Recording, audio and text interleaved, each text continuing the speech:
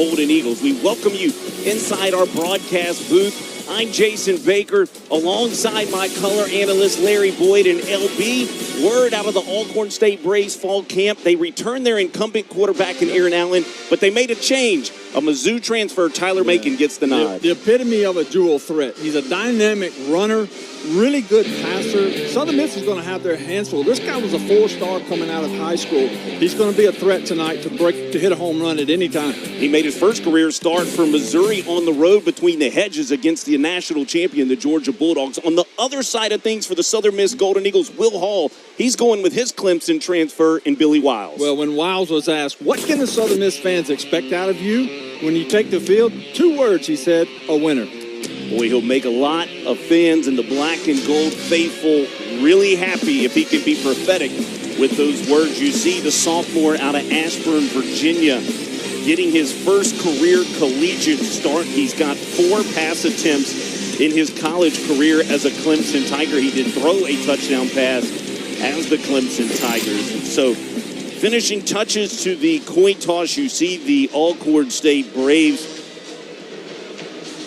is going to receive the football. So it's going to be the Alcorn State offense first. Larry, we're going to get our views at Tyler Macon. Well, and both coaches want their teams to come out and make a statement here early on. First offensive series, first defensive series. You want to come out, gain some momentum, whether it be offensively or defensively, and make a statement. So Southern Miss has won the toss. They have deferred that decision to the second half. As you take a look at Billy Wiles, the quarterback for the Southern Miss Golden Eagles, they'll wait a possession before they get the debut of Billy Wiles. Instead, it's going to be that man, Tyler Macon. Like I said in the opening, JB, what a dual threat he is. Either with his legs or with his arms, he can do it all. The head coach of the Alcorn State Braves, Fred McNair, he's in his 7th season. He's off a year that saw him finish 2nd in the West Division of the SWAC. We had a chance to visit with Coach McNair, a name synonymous with football in Mississippi. Well, you can't go anywhere in the state of Mississippi without talking about football and without them knowing the name McNair. What a great job he's done there at Alcorn. And he's looking to come in tonight, like you said, and take it to the Golden Eagles here in Hattiesburg. You see Connor Gibbs on your screen. He is going to kick it away for the Southern Miss Golden Eagles. Number 5 for Southern Miss is reporting as freshman out of Metairie, Louisiana, Country Day High School. Back deep to receive for the Braves was Nico Duffy, and the son of Coach Fred McNair, Akeem McNair. They both stand back at the 5.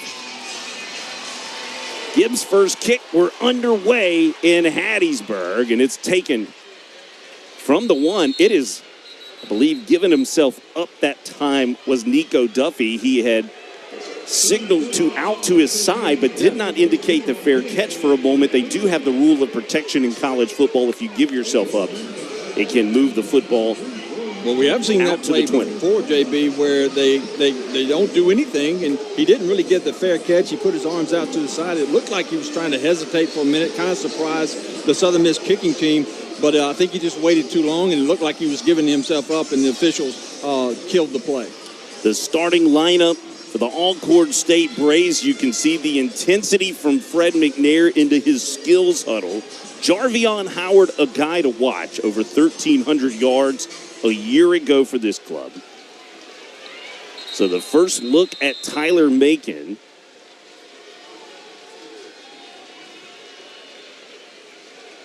And our referee, Trennis Livingston, wants to reset to the play clock. And here we go.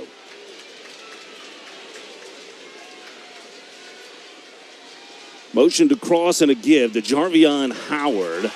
Howard turned right back into the arms of Hayes Maples, Jalen Williams, the big nose tackle making the stop for Southern Miss. Well, what Alcorn would like to do is come out here at the least, get 2 or 3 first downs, gain some field position, get in the rhythm, if you will, get something going, momentum for the offense. Southern Miss, on the opposite, they want a 3 and out, get their offense out there on the field. Malik Rogers motions across the formation over to the left of the formation in the slot. Macon looking to throw for the first time downfield. Chase Stanley, are you kidding me? Did he hold on? They say he did not. He had 5 INTs a year ago. The free safety who led this team in interceptions a year ago, LB, he nearly came down with this one. And they'll look at this again because you see he's bobbling. He has possession now. I couldn't tell if he bobbled it once he was out of bounds. He has possession. They may look at this again because it looked like a part of his body was hit in bounds while he had 2 hands on the ball. I'll be surprised if they don't review this. And they are going to review. The ruling on the previous play was an incomplete pass out of bounds. The previous play is under further review. Time out. Was there a bobble when his body hit the ground and collided with the ground? It didn't look like on that second replay that there was any type of a bobble, if you will, with the ball. It looked like he was controlling it. So the question should be, did he have any of his body in bounds once he maintained control of that of the pass? Well, from the first view that we got on the initial replay, it looked to me like his bottom hit to the field before any part of his body touched out of bounds. His feet were clearly in, and here's another look. So his feet are in.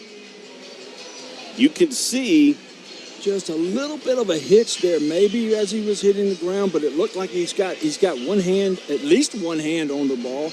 But what a play, regardless of how this is ended up ruling. What a play there by Stanley, and I think he's showing very early on why he received the All-American credentialing that he has received. That he did. He was named second-team All-American a year ago by the Action Network. Pulled down 5 interceptions a year ago for the Southern Miss Golden Eagle Ball Club. Matter of fact, it was a secondary a year ago for Southern Miss that hauled in 17 interceptions.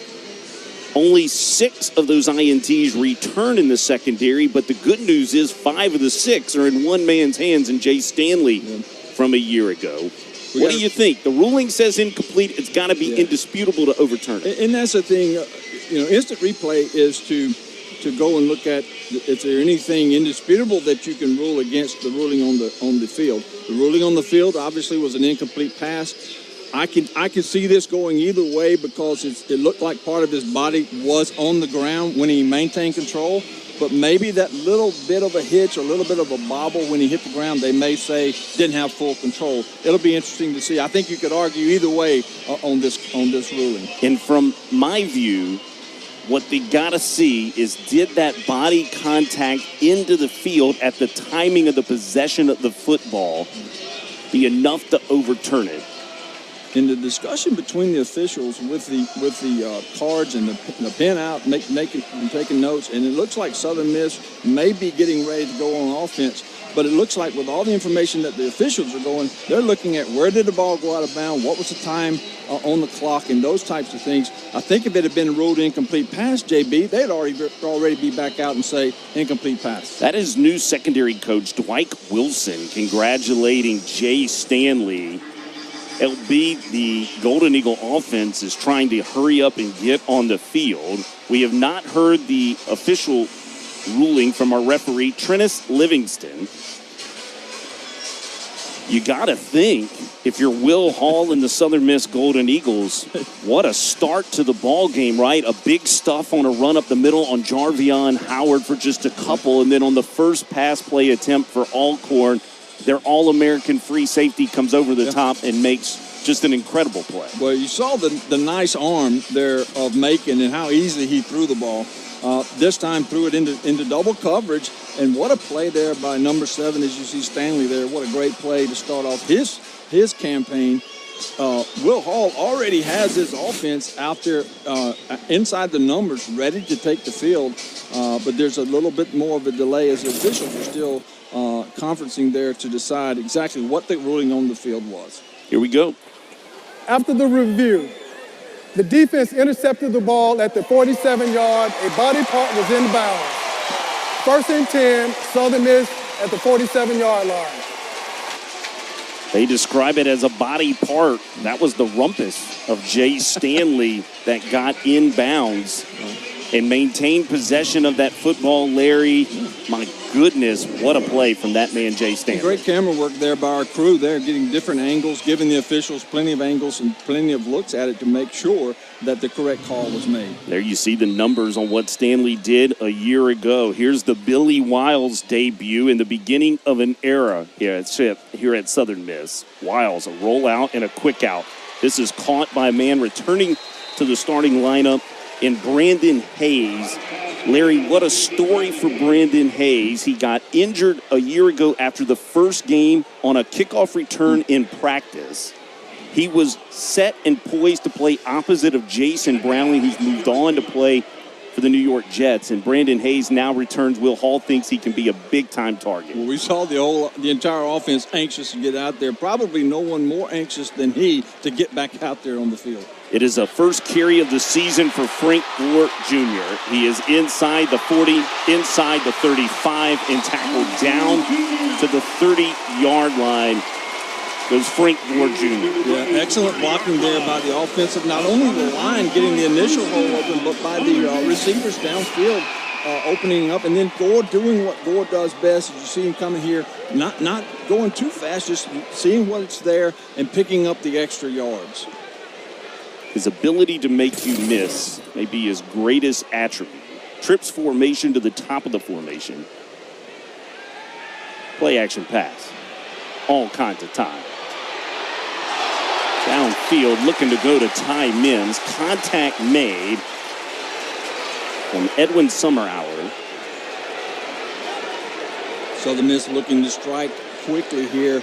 JP, I'm a little surprised with pass interference, defense, number 25, 15 yards from the previous spot, automatic first down. Coach McNair is wanting that, uncatchable call. Watch out for it's a little bit overthrown. I'm not so sure this ball was catchable, but we'll never know. You got to give the receiver an opportunity for sure to make that play. So I can certainly see why the official threw the flag there, giving the Southern Miss a first down. So the pass interference moves the football down to the 16-yard line and is 1st and 10. Wiles dumps it off. Caught by Jacarius Caston, and he's in. Caston's moved to the outside of this offense, and he has his first touchdown reception of the season. That was really easy for Southern Miss. They got the ball on the turnover, and it's doing exactly what they wanted to do. Get the offense on the field as quickly as possible. They do that with the Stanley interception, and then the offense just drives straight down the field with the new quarterback in there and just does exactly what Will Hall wanted them to do, and that's get an early score. Billy Wiles begins his Golden Eagle career 2 for 2 for 20 yards and a touchdown. Jake Lang holds. It is Andrew Stein, a new place kicker for the Golden Eagles. He has pushed it straight through. 12:53 to play in the opening quarter. Golden Eagles strike first.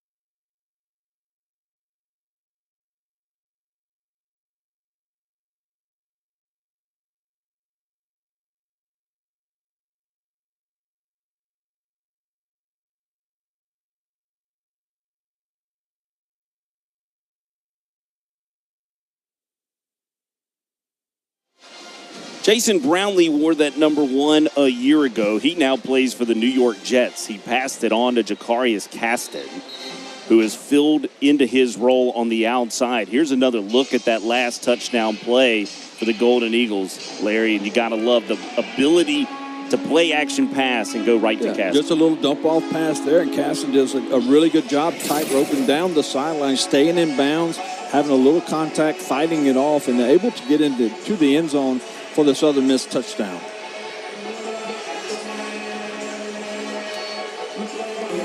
Number 5 for Southern Miss is reporting in as number 90.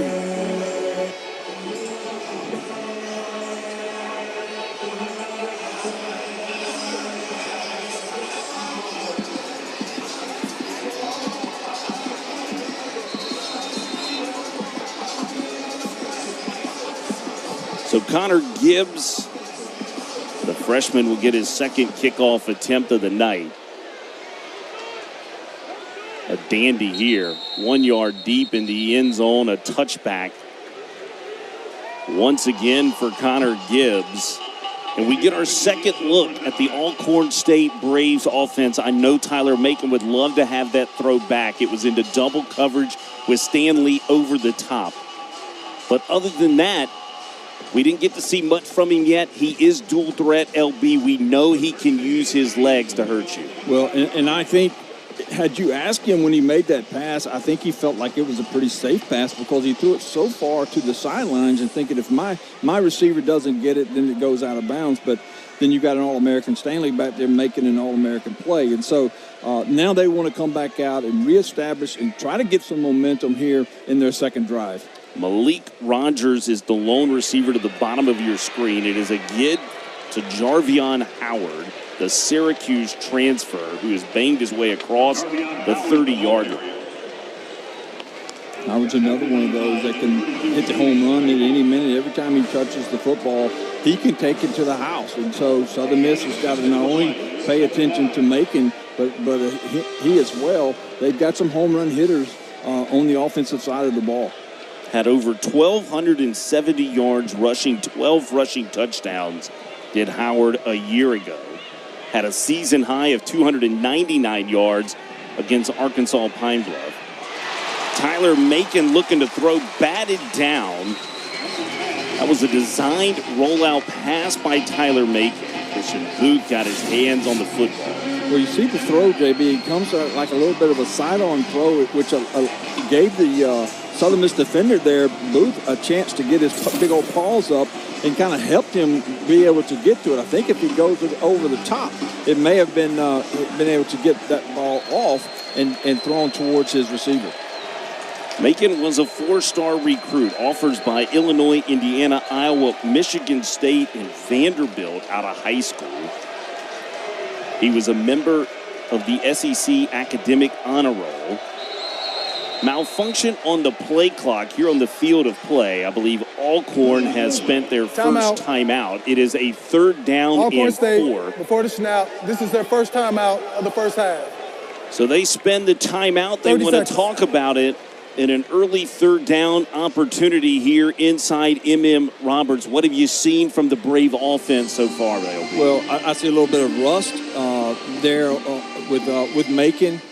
We haven't seen him use his legs yet. And if you had to, what little film I have seen on him, if you ask me, does he throw better or run better? He does both so well. It's kind of hard to say he's a better runner, he's a better passer. The fact that he's a dual threat, is something that Southern Miss, they have prepared for. So far, though, they've kept him in the pocket and not let him get outside and not let him use his legs. But as this game goes on, if Alcorn is going to have some success against this Golden Eagle defense, he's going to have to use his legs as well. You mentioned that Southern Miss defense. There's a change at the top of that unit. Dan O'Brien, the now defensive coordinator, after Austin Armstrong departed to take a linebacking coaching job at Alabama. He has since moved on to be the defensive coordinator at the University of Florida.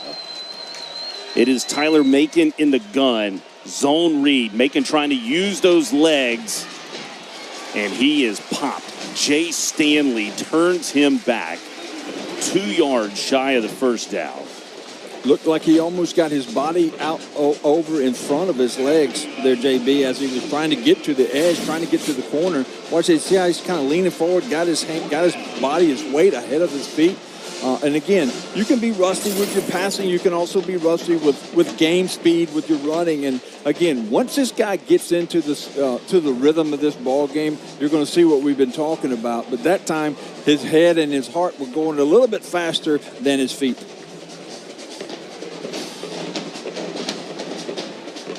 Caleb Darbone will come on to punt it away. Ty Mims is set to receive. The dangerous return man. Mims looking for a seam. He gets one up across the 35 to the 37-yard line. Billy Wiles and company return to the field at the Rock when we come back.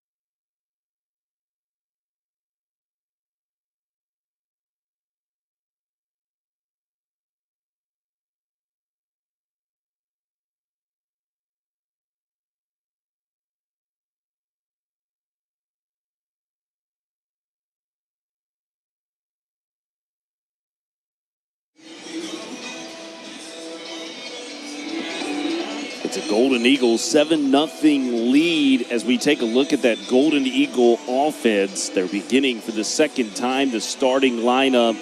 It begins with Frank Gore Jr. Brandon Hayes returns to that lineup as well, LB. A lot of options there for Southern Miss, and now with the quarterback play with Wiles and Edwards and the bunch, they're looking to have a lot of fun this year. Gerquan Scott, that's who you see on your screen, described by his head coach as a bad dude. Said he'll make a lot of money playing this game one day. Ty Mims is across the formation right to left. Wiles, blitz coming, gets away, trying to go to Jacarius Caston. Nice job there by Wiles. He knew he couldn't complete the pass, but he was still in the pocket, but he had to get the ball beyond the line of scrimmage. You see there, the pressure by ALCORN just came in basically untouched, put pressure on him. Instead of taking the sack, he was able to get the ball away, and then now it's just 2nd and 10. Malachi Bailey, 44 on your screen. Speaking of bad dudes, he is a first-team all-SWAC member. That's who had the pressure on Billy Wiles. Two-back set, you're going to see this more from the Golden Eagles this season. That is Chandler Pittman being motioned out. Wiles spins it out. Pittman secures the football. Dropped immediately by Andrew Smith, the corner.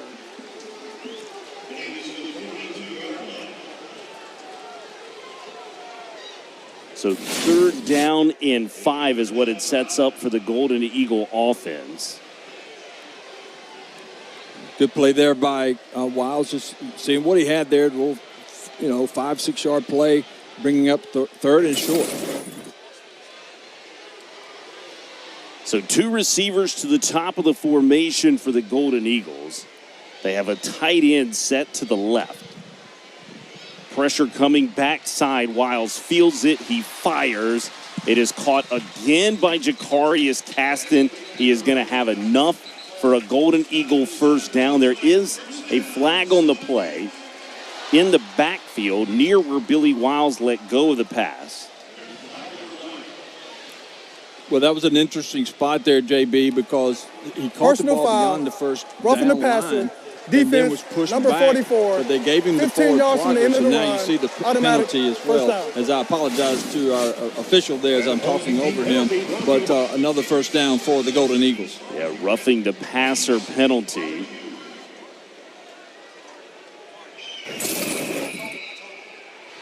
So first down and 10 for the Golden Eagles. Their 5th first down of the ball game, and they have not even completed their 2nd offensive series yet. Motion, it is a give to Frank Gore Jr. He goes left side, a penalty flag thrown in the interior of the offensive line. It was the 2nd carry of the ball game for FGJ. Holding, offense, number 65. 10 yards from the previous spot. Replay, first down. We mentioned Gerquan Scott just a moment ago. Here you see, Larry, just a little bit too much of the jersey. Yeah, and not what Southern Miss wanted as they've got some momentum driving down the field, but it's something that Alcorn needed to put them in longer situations. They've been in 1st and 10, 2nd and short, 3rd and short, and have been very successful driving the football down the field so far tonight.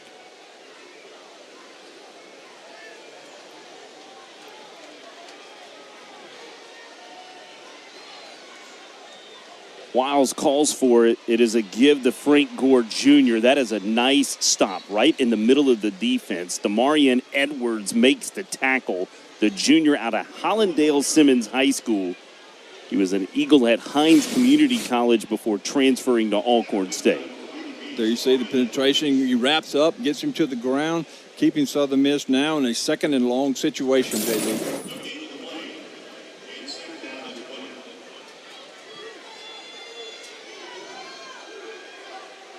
The tight end gone from the formation, 4 wide receivers.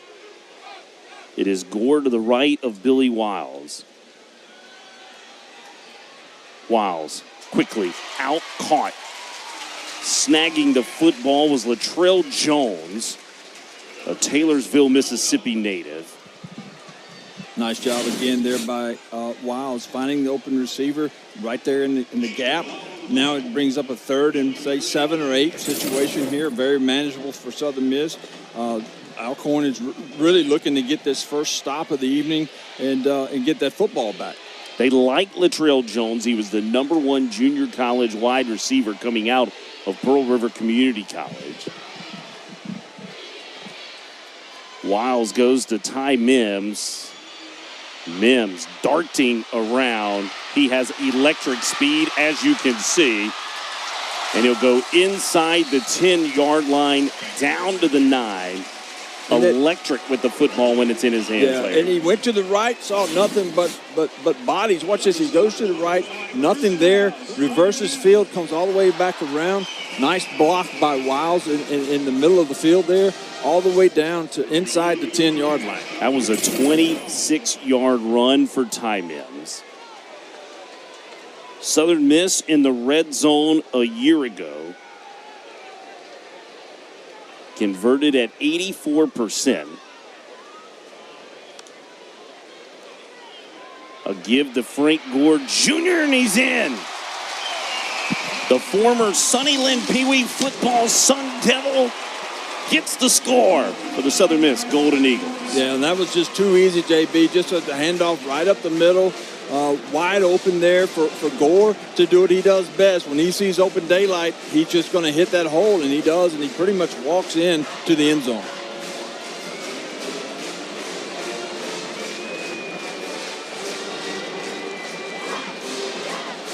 A 9-yard touchdown run for Frank Gore Jr. Andrew Stein has put the point on the board.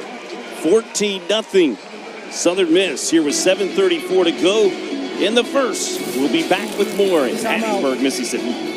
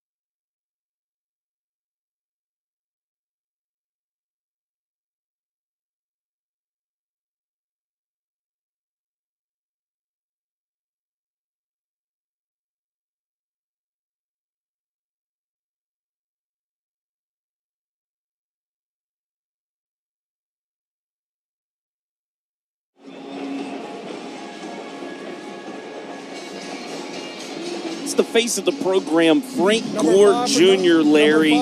He's a guy that had a phenomenal year a year ago, as you see on your screen, 228 carries, and look at the yards. Yeah. And you know, we talked to Coach Hall this week about Gore. You know, I asked him point blank. I said, you know, he gets it, doesn't he? And he goes, yes, that's exactly a way to describe it. And you see his face there, the smile. That is him to a T. He's always smiling. He's always upbeat. But when you got numbers like he has, it's easy to be upbeat, JB. He just moved into 6th all-time at Southern Miss in rushing yards for a career, passing the great Sam DeJarnette. Taking the kickoff return was the backup tailback Nico Duffy. A late penalty flag flies into the field.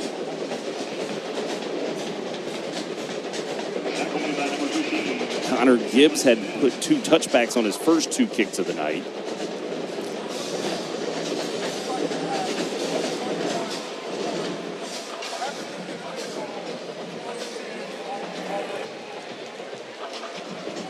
So for the first time for ALCORN State, they don't take the touchback, Larry, and a penalty for Fred McNair's ball club. A block in the back's going to set them way back. You see 1st and 10 now from the 10. Yeah, and then, again, they're trying to make a play here, trying to make something happen here as you see the hold there. But, Alcorn is trying to get some momentum, trying to pop a big play, trying to get some field position, because when they're fair catching or in the end zone, they're starting at the 25-yard line. So they're trying to make a play happen. I'm sure McNair said, listen, let's run this out, and unless it's just a really, really deep kick, let's run it out and see what we can do. Unfortunately, there was a penalty, so now they start further in the hole than they would have if they'd have just fair caught the kickoff. It's a Southern Miss defense that had interceptions in 10 of 13 games last year. They already have one this evening by Jay Stanley, the free safety. And so far, it's been a balanced attack for the Southern Miss defense. It's been 5 tackles by 5 different players. Tyler Macon trying to find his rhythm right now. And let's see, they're deep in their territory now, so you don't want to risk any throws here, any risky throws across the middle or whatnot. But let's see if they get him involved with his legs to get this Alcorn State offense going. We saw that on the last third down try. It was just stifled by this Southern Miss Golden Eagle defense. Macon rolling to his right. He will fire incomplete. Had a man right near the down marker. He was looking to go to Malik Rogers, a guy who caught a team best 27 passes a year ago for 380 yards for the Braves. And a good job there by Southern Miss on that play. As Macon was rolling out, instead of firing at him, trying to make a play, they just kept him in the pocket, didn't let him outside, kept containment, and another player darts in and forces him to get rid of the football. So good job there with containment for the Southern Miss defense. This is a Golden Eagle defense a year ago, 58th best in the FBS. Here's a give to Jarvion Howard. He is stopped immediately, dropped by Josh Carr Jr. Great story for Josh Carr Jr. He is well making his return to the Southern Miss defense. Missed all of last year with a groin injury. Southern Miss has a lot of players, particularly on defense, returning from injuries from a year ago. So they're excited. They're happy to be out there. They're anxious, but not in a nervous way. They're just ready to get back doing what they love to do, and that's play tackle football. Dan O'Brien says 100% Josh Carr Jr. can be that pass rush specialist that they lost from a year ago with Dominic Kiwan. So Tyler Macon calls a timeout. The Alcorn State Braves take the timeout, says Trennis Livingston, their second timeout. Play clock was running down there, JB, and that's the second, as you said, that's the second timeout there by Alcorn, having to take a timeout instead of taking the 5-yard penalty. They can ill afford on the 9-yard line to give up 5 more yards. Their playbook is already limited to what they can do here on this 3rd and 10, but heads up there by McNair, recognizing it's going down. Yeah, I completely agree, Larry. Love the opportunity. Look, sometimes in these environments, it's best to spend some timeouts early, kind of get your team settled in, if you will, kind of find rhythm. Remember, this is a team navigating. They've got their incumbent quarterback in Aaron Allen sitting on the bench. They're trying to break in a new QB in Tyler Macon, that offensive coordinator for Alcorn State, Elliott Ratton, trying to find what's going to work for this Alcorn State offense. Southern Miss's game plan is to keep him in the pocket. You can tell already they just can ill afford to let Macon get out of the pocket, because that's where he can hurt you, as you see another flag on the play. Snap infraction, offense, number 67. Have the distance to the goal. Remain 3rd down. That's on the center. Deonta Reed, the Picayune, Mississippi native, played for the great Dodd Lee, the former head football coach of the Picayune Maroon Tide. Reed is making his first career start at center. That is the 4th penalty on Alcorn State in this football game so far. Tyler Macon rolls to his left. He is going to fire sidearm. That man again, mama, that's him. Jay Stanley makes his second INT of the football game, the second pick of the season for the Golden Eagle defense. Stanley's having a heck of a ball game, JB. He's loving this, right? An interception on the near side, and now one on the far side.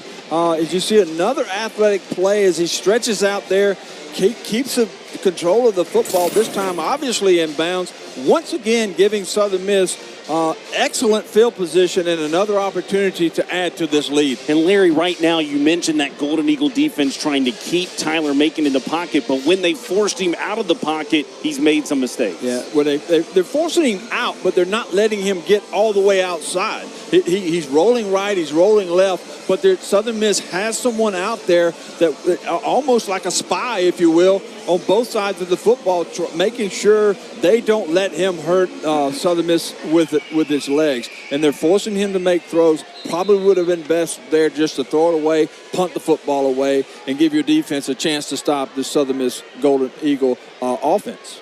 Southern Miss defense had 5 games a year ago with 2 or more picks. It is Billy Wiles on a zone read. He keeps it himself. He is nifty athletic, described by his head coach, Will Hall, but that was nicely sniffed out by Andrew Smith, the cornerback for the Braves of ALCORN, sensing Billy was going to try to make maybe a move and try to find some yardage, and instead he strings him out, uses the boundary as an extra defender. It looked like a design play to have a little drop-off pass, but it was not open, and so instead of forcing a pass in there and possibly an interception, he just took whatever he could get, picked up a yard, and now he finds himself in a 2nd and 9. That is Avery White motioned across, a former linebacker for this club. Now it's converted H-back tight end, as you see Frank Gore Jr. tripped up. Yeah.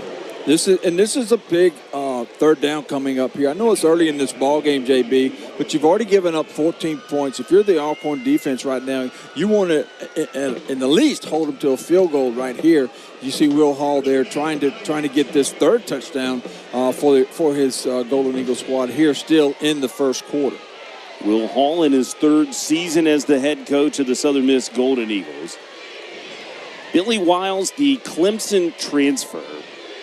Long history with Will Hall. Billy looks like he's changing to play. He'll motion Chandler Pittman across. Blitz coming, pressure. He throws it up, no one there. Chandler Pittman had set the route down. And there is a penalty flag back at where Billy Wiles let go of the football. Wiles did a good job there, seeing the pressure.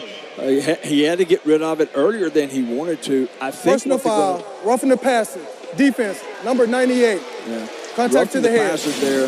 This is a big play because you had them stop. Let's see if they go to the head area. Yeah, any type of movement to the head. The hit, JB, wasn't late. It was right as he was throwing. But anytime you get to that head area, you're going to get what you got there, and you have multiple flags on the field calling that penalty. That was the former Golden Eagle Andrew Cole. He transferred 2 seasons ago at the change of the helm. When Will Hall became the head football coach, he went to go play his football at Alcorn State. So the head contact was the call on the reasoning for the personal foul. There you see a discrepancy big time right now. Braves 43 penalty yards, just the 10 for Southern Miss. Just the 1 holding penalty by Gerquan Scott is the only penalty for Southern Miss. Yeah, and that may have been the biggest penalty so far because it would have brought up a 4th down had they just maintained the pressure, making Southern Miss try to kick a field goal, and now Southern Miss finds himself inside the red zone again. Ty Mims with his 2nd rush of the evening picks up 4 yards for the Golden Eagles on that carry, setting up 2nd down and 6. A lot of options right here for Wiles in the Southern Miss offense on the going to the 7-yard line. You've got so many options with the receivers. You got number 3 in the background. Let's see what Coach Hall has dialed up here for his Golden Eagles. Brandon Hayes in the slot. They're going up top to him, and he has been pushed out of bounds. Good coverage applied by Andrew Smith.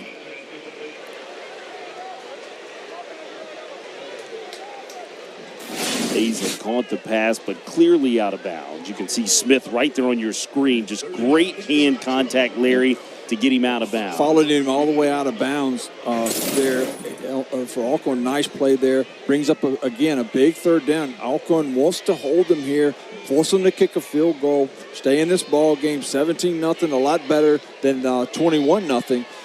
But at Southern Miss, they can still get the 1st down here on 3rd down. Will Hall is going to talk about it. It is a 3rd and 6 here with 4:13 to play in this opening quarter. Southern Miss has been perfect on 3rd downs thus far. 2 for 2 on 3rd downs. When talking with Will Hall about Billy Wiles, he highlighted his decision-making personally right now through at least the first couple of offensive series. You can see that attribute shine in Billy Wiles. Well, he called him very cerebral. And sometimes he even went on to say, he said, listen, I'm not saying he can't run, he can't throw, he doesn't have he has all the other attributes. But when a coach adds the fact that you've got a very cerebral guy out there, you feel like you've got a coach on the field. He's probably asking him right here, what do you feel good about? What do you want? What are you thinking? They're talking upstairs as well. And so Hall didn't like what they had called on the before the timeout. Called a timeout here now. So it's a big play here. 3rd down and 6 to go. And again, they can still get the first down without getting the touchdown. It has been all black and gold from about the second play from scrimmage on. Billy Wiles looking to throw again. He will go up top, intended for Caston, and it is batted down. Making the play, the safety, Robert McDaniel, getting his hands in to deflect that football away. Alcorn, JB, brought some pressure there. McDaniel was able to go man-to-man and do his job, knocking that pass down for the incomplete. Andrew Stein, it's been 1,371 days since his last made field goal. That happened down in Boca Raton, Florida, against Lane Kiffin and FAU. Jake Lang, holder of the year candidate, calls for it. Stein's first field goal in 1,371 days. Don't you love college football as Andrew Stein puts points on the board, and the Southern Miss Golden Eagles lead it 17-0. That's a long time between kicks for anybody, and I bet he knows as well how long it's been. So that had to feel extra good to get back on the field and kick that ball through the uprights and put 3 more points on that board for the Golden Eagles.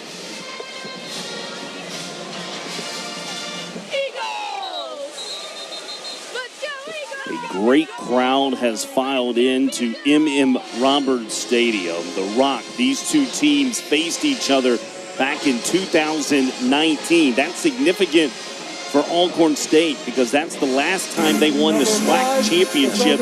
That run to that title began right here in Hattiesburg. Yeah, and we talked with McNair. He's hoping history will repeat itself again, starting the season off here in Hattiesburg, hoping that they have the same kind of success later on as they did then.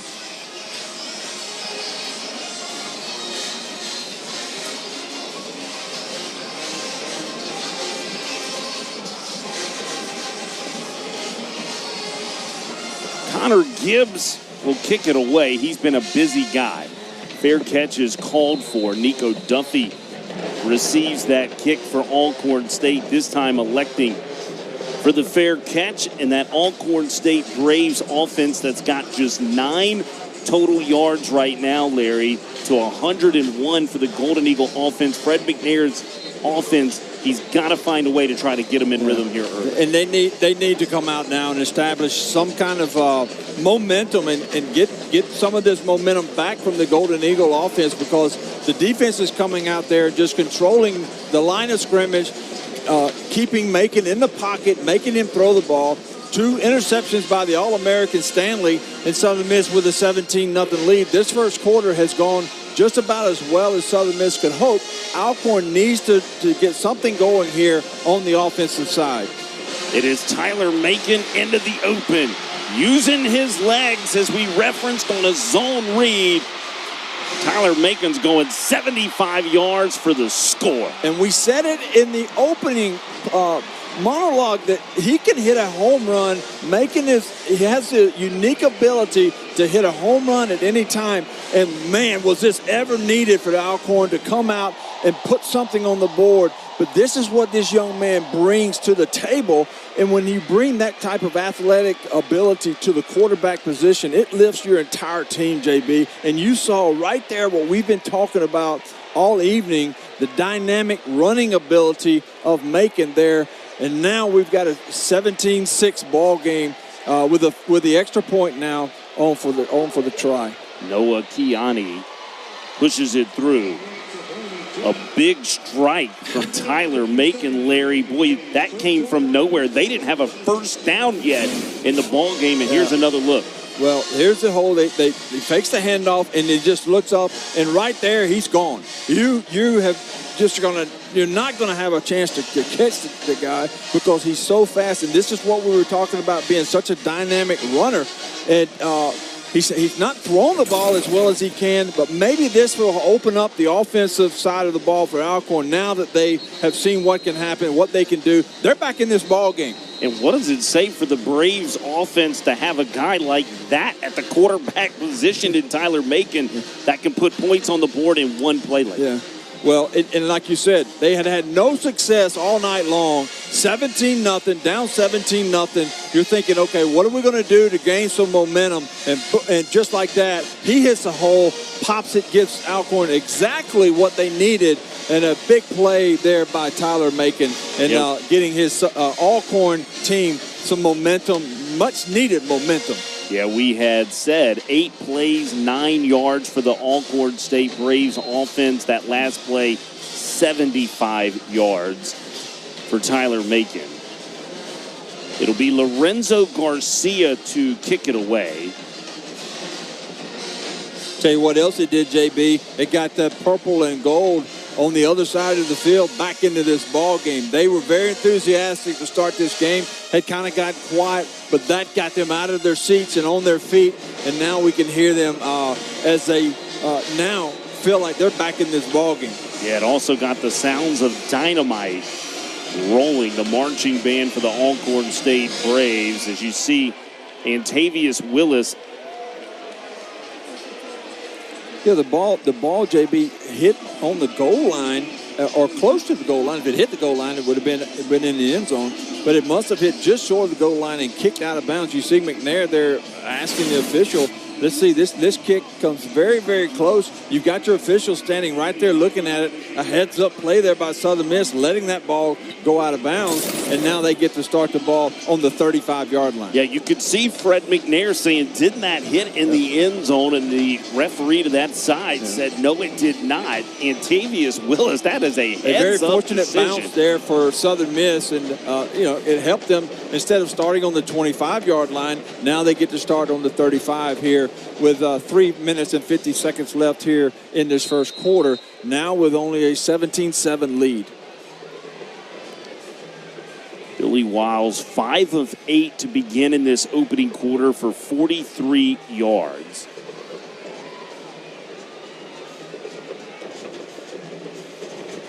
Wiles pulls it, looking to throw downfield, now having to run, and he is dropped right at the line of scrimmage. Wallace Melton, the Rover safety, coming up to make the tackle for Alcorn State.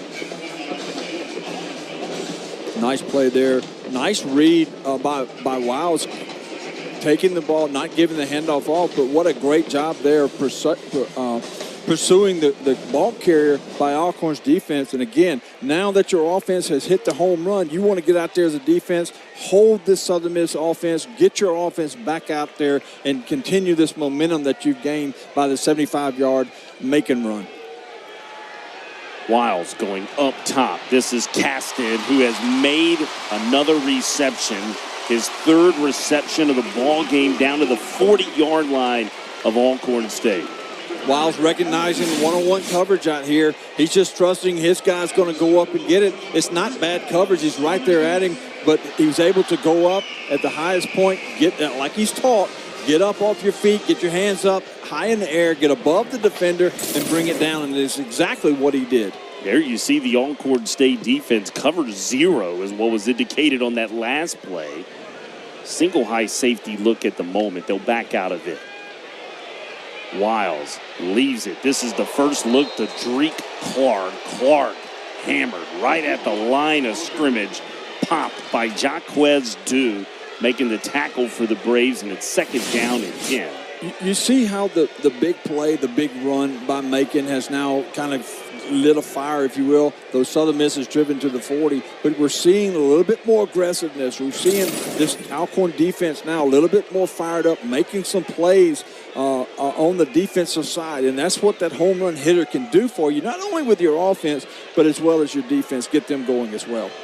Dreed Clark slips one tackle, but not another. Tripped up.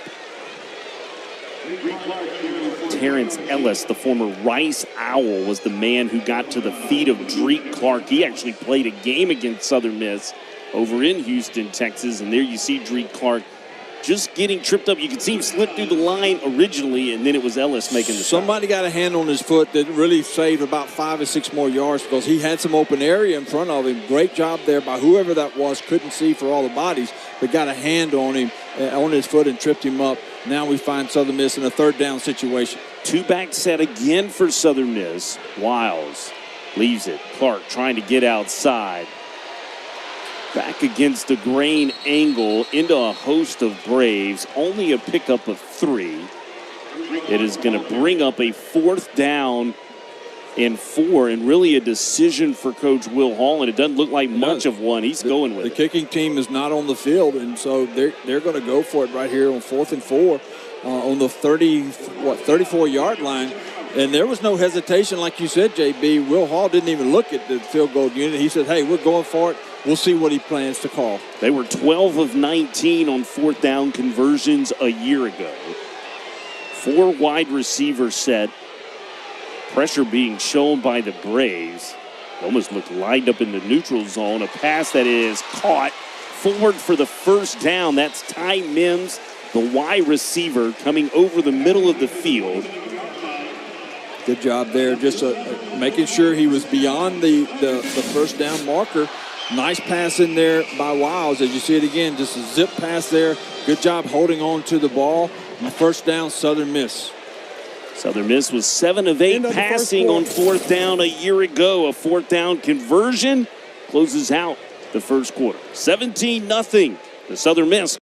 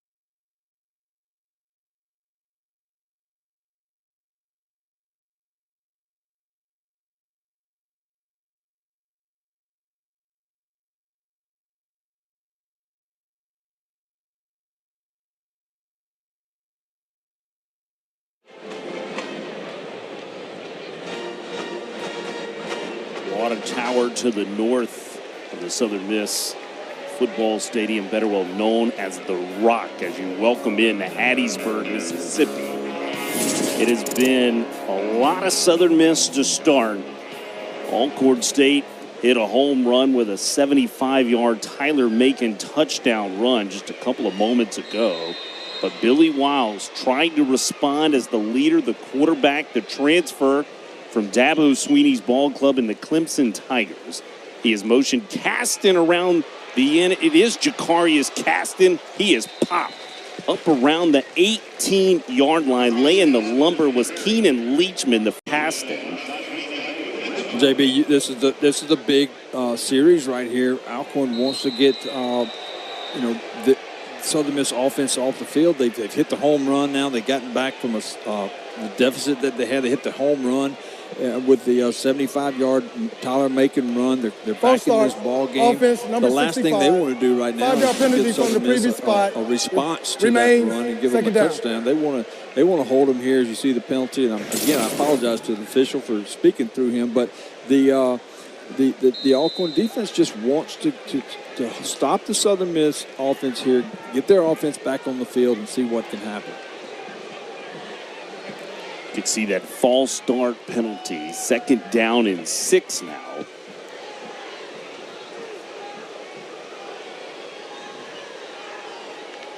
Wiles a check with me. He leaves it into the belly of Drake Clark.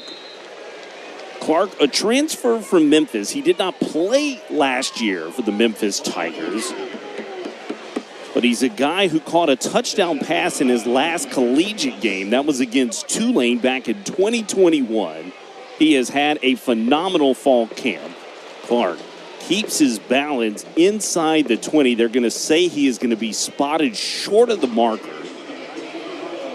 Well, Hall went for it earlier from the 34 and a little bit longer yardage than this, so fully expect him now to go for this down on fourth down and short yardage. They are changing personnel groupings. Here are the Golden Eagles. Kind of late arriving is a heavy package. Our understanding to this moment, Southern Miss without Cole Cavallo yet to be out in formation today. And Alcorn State going to use their final timeout, their first they used in the second quarter. They want to talk about it, a change in personnel. We'll talk about it when we come back to Hattiesburg, Mississippi, 17-7 Southern Miss.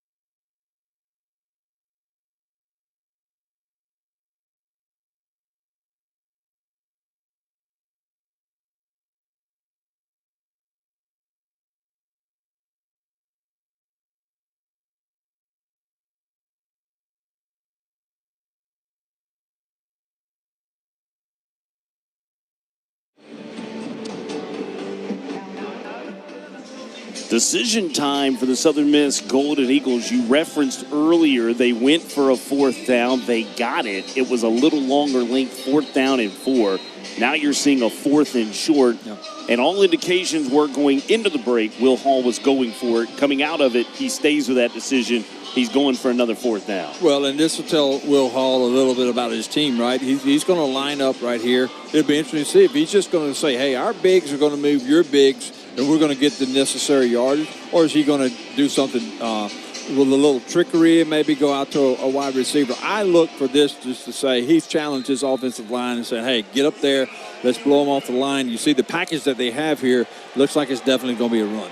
It sure does. It's the super back. Keep in mind, this guy's got 7 touchdown passes in his career. It is Frank Gore Jr.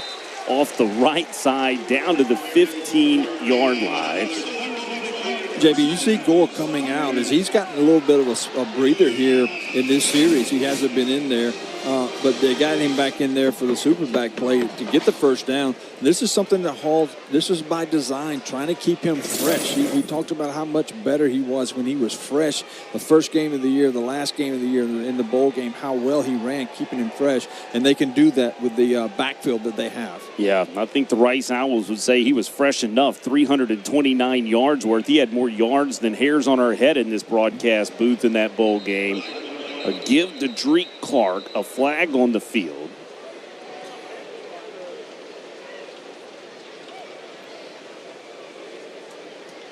Hall mentioned that the first game of the year, as you see the call.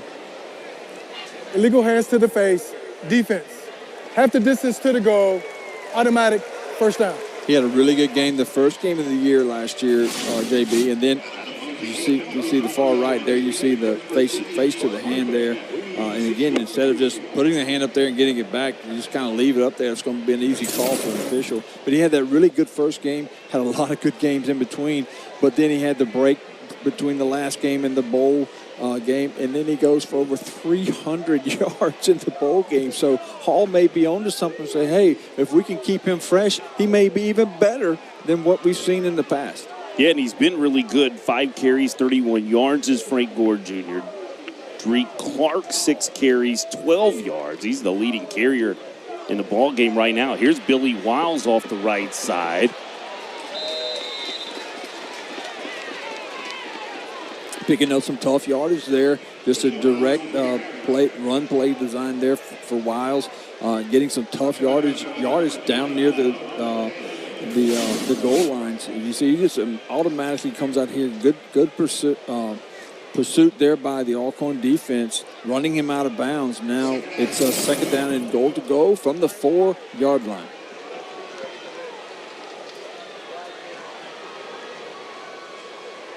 Watch Ty Mims in the slot as Wiles leaves it now to Drake Clark. Clark lost the football, but it goes out of bounds. He was beginning to reach for the pylon. He was going to try to make a touchdown run.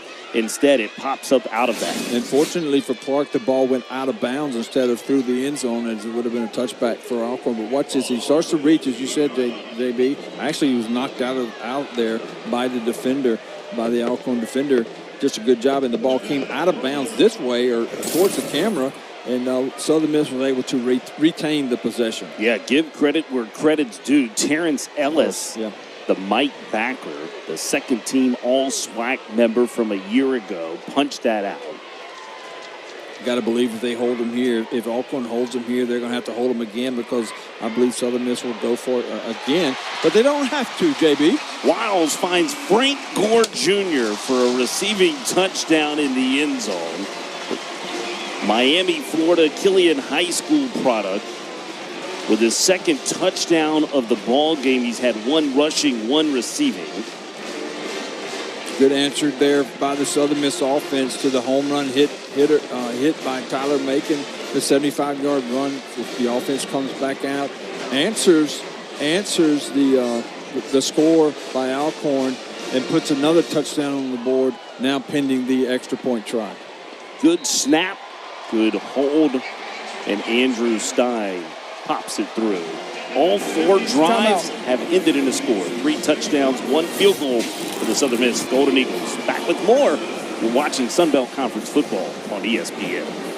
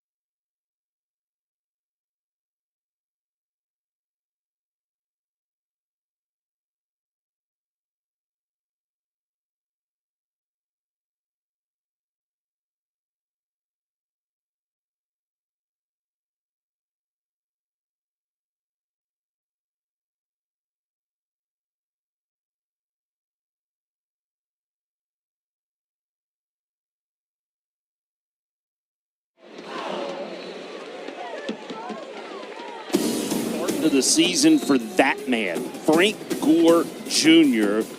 A rushing touchdown already this evening and a receiving touchdown as well. He's doing it in front of his father, Frank Gore Sr. here at M.M. Roberts Stadium. Like father, like son, JB. I mean, we know what kind of legacy he left for his son. Checking in and number. All of the years of him playing.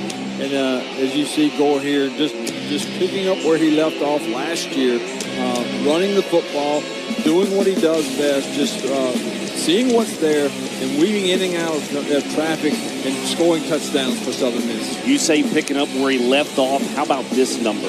Last 3 games of last season, 21 carries per game average, 198 yards per game average with 4 touchdowns total across that span. He looks in midseason form. Connor Gibbs has skied a kick to the 5-yard line. Nico Duffy trying to get outside, and Tavius Willis there to tackle the returner. And Duffy down, but it is a nice return out to the 25-yard line of 20 yards. Their longest return a year ago for the Braves was of 28 yards. Very nice return there, giving them some field position there to start this drive.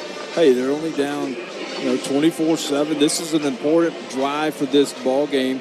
If Tyler Macon and the Alcorn Braves can respond now, get another score before halftime, go in and talk about what they've seen, make some adjustments, and come back out here in this second half. Southern Miss defense wants to do the opposite. They want to shut them down, get their offense back on the field, and get another score before halftime.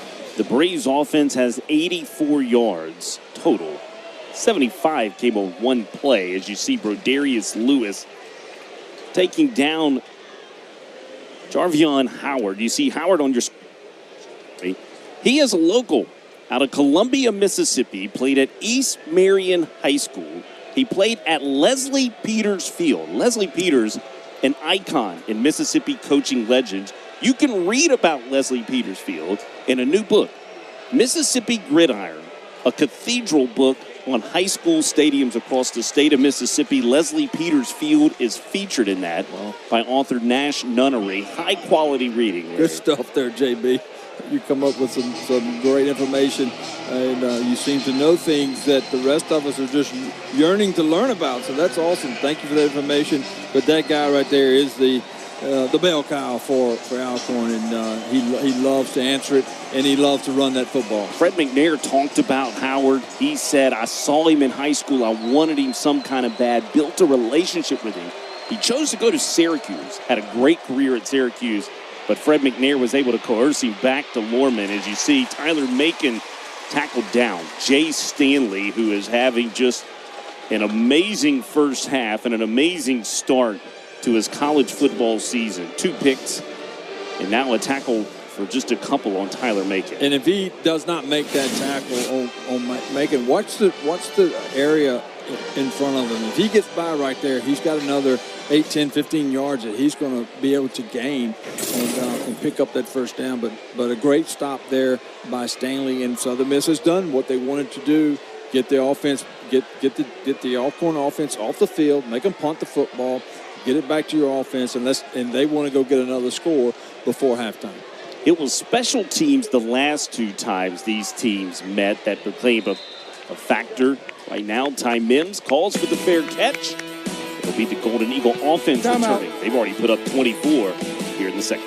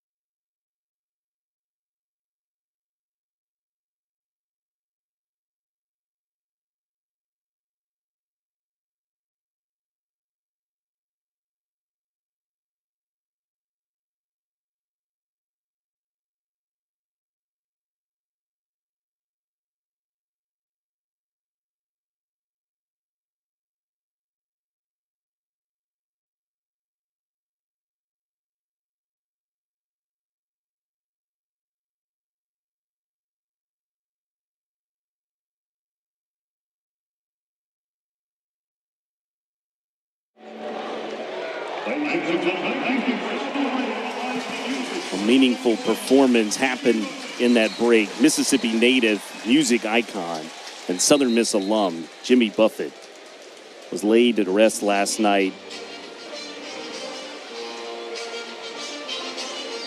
And they sang Margaritaville inside M.M. Roberts Stadium, Larry. And it's something they normally do, JB, in the start of the fourth, or in between the end of the third and the start of the fourth. But as a tribute to him, and they decided to go ahead and do it here in the second quarter. And our prayers and our condolences go out to Jimmy Buffett's family and all of his fans. He had so many. He made so many people smile in his lifetime. But we certainly want to remember them. But what a nice tribute there to Jimmy Buffett. It was announced by his family that he passed away peacefully, surrounded by his family, friends, music, and dogs. Nothing doing on first down and 10 for Frank Gore Jr. Nice play there by Summerhour coming up, making the one-on-one tackle. You don't see Frank Gore Jr. getting tackled many times one-on-one, but a great play there just coming up and making the stop for a loss. You say that. I believe that's the first negative play of this football game for the Southern Miss Golden Eagles. It happens with 8:16 here in the second quarter. They have been absolutely efficient. 3 of 6 on third down, 2 of 2 on fourth down. Balance at 75 yards passing to 88 yards rushing so far. Wiles swings it out to the left. Oh, boy. Hit the juke on him. That's Frank Gore Jr. up to the 28-yard line.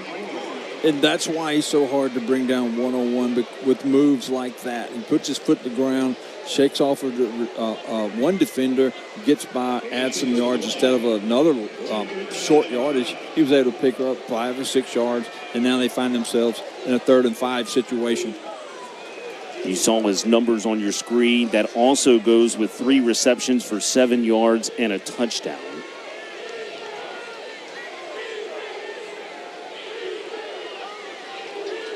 Billy Wiles changes the play. That is Pittman in motion. Wide open. Completes the Ty Mims. Mims stopped at the 31. That's going to be short. Good job by the ALCORN defense to come out and give this, put a stop to the Southern Miss momentum that they had on offense to come out and stop. And now Southern Miss will be punting the ball away. And it's going to give Mr. Macon some time to put some more points on the board for his team. First 3 and out of the ball game for the Golden Eagles, which alludes to the first punt of the Golden Eagle career of Bryce Lofton, a redshirt sophomore out of Sand Hill, Mississippi. A wobbly punt down the near sideline. Chosen to let it roll dead as Akeem McNair, the son of the head coach, Fred McNair. Timeout on the field. We'll be back to M.M. Roberts Stadium for Sunbelt Conference football on ESPN.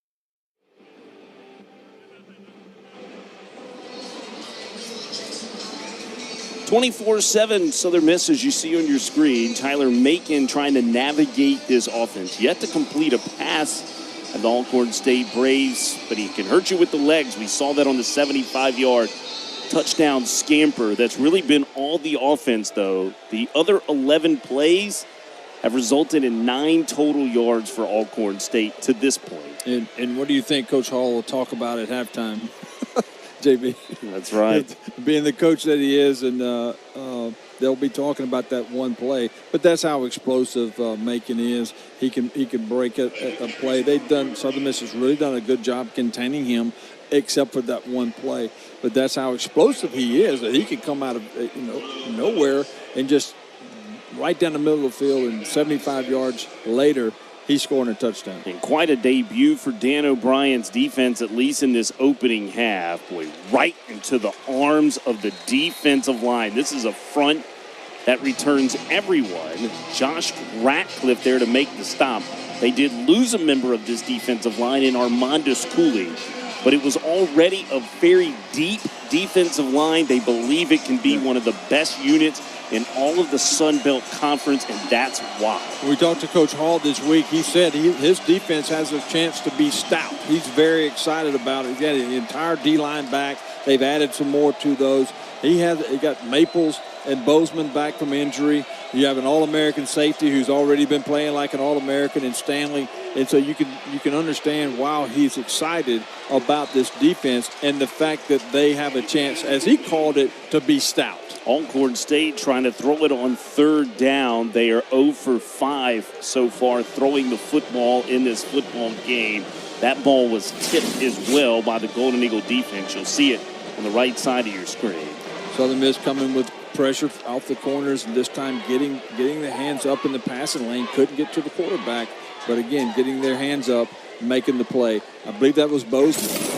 It was. How about what Will Hall and Dan O'Brien told us about Bozeman and Maples?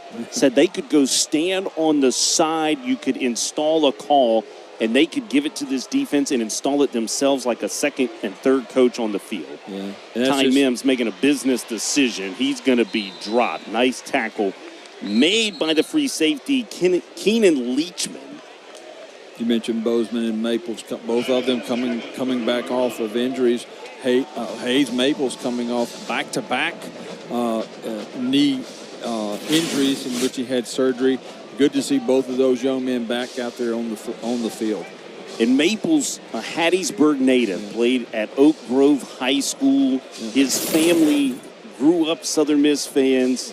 They were elated to get this going today. Hayes Maples, as a catcher in high school, he wore a chest protector because he had to, by rules. He didn't have to because the baseballs were going to hurt him. In fact, baseballs were afraid of him. That's right. He was such a force behind that plate. You didn't want to have a bang-bang play at the plate and have to run into to that young man. And now he's doing the same thing on the football field. Good to see him back out there healthy for the Golden Eagles. Another ball carrier for the Southern Miss Golden Eagles. I believe that's Kenyon Clay getting his first carry of the season. It is Clay. Described by Will Hall in only a way Will Hall can describe Clay. He said, JB, he's going to be a stud. There you see the stats on Billy Wiles, 11 for 14, 84 yards, 2 touchdowns, no interceptions. Done a really good job managing the field, being the field manager for Hall. His team on the offensive side of the ball. Just exactly what Hall wanted to get out of him. As you see again, once again, this Alcorn defense is really stiffening up. And, JB, let me ask you a question. So you've got a 24-7 lead. You've got Florida State next week.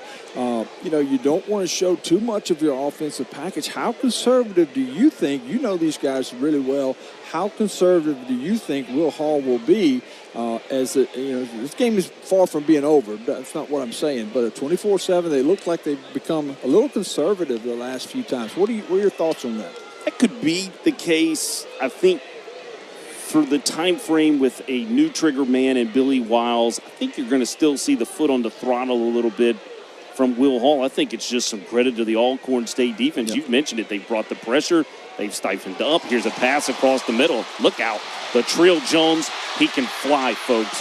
Across the 30 is where they will drop him down. Look at the timing on the throw from Billy Wiles. Will Hall said, let me answer that question, LB. That's right. I posed a question to you, and Will Hall said, I'll give you the answer to that. We're not going to be conservative after all. And you see they open it in a beautiful strike there by Wiles down the field for the big game. If I had to describe you who Billy Wiles is, that throw is who Billy Wiles is. Down the field, straight and received by the tight end. That's Davis Dalton, not the tight end, a slot receiver. He's a bigger bodied frame receiver than everyone else in the group. Yeah, and that's 8 straight completions by Wiles as a timeout being called as you see an injured player down. In this heat, we're going to see this some tonight. But again, that's an Alcorn State player down. That's number 2. I believe that's Ellis. That's Ellis. That's the Mike backer just fighting through some cramps. They're going to try to get him hydrated here before the half. Yeah. Here's a look at that last catch by Davis Dalton. Yeah, and Wiles is doing this, as you see, just another, Hall called him a very accurate passer, and that's what we're seeing so far. We're not seeing the 50-yard zip passes down the field. You see the zip 15, 20-yard right on target, and that's 8 in a row, as we mentioned, JB, that he has completed. And he's kind of like, wow, I didn't realize that was 8 in a row. But you think about it, it hadn't been many balls laying on the ground when he gets through throwing them. His receivers are doing a good job running those routes. You mentioned earlier about being midseason form. They really look like they're connecting. They've spent a lot of time, obviously, in the offseason and in the fall doing the timing patterns and whatnot. But great route there by the receivers, and that's what we've seen tonight with Wiles delivering the ball on the money. Good to see Ellis walking off underneath his own power going off the field. It gives the stoppage and a break into the rhythm. LB, you've been to practice. You have seen Billy Wiles with me. There is a rhythm to which he navigates this offense. I would say tonight, for the most part, it's just been one punt for this Golden Eagle offense to this point. He's been in rhythm, hasn't he? I'm not going to say he's Drew Brees, but he's Drew Brees-like in the fact that he's the same type of size that Drew Brees is. You never saw Drew Brees throwing that 45 to 50-yard zip pass down there like a John Elway did, but you see how accurate he has been so far tonight with his passes, and that's what Will Hall bragged on him about and said both of his quarterbacks do a really good job with their accuracy. They're going to give it.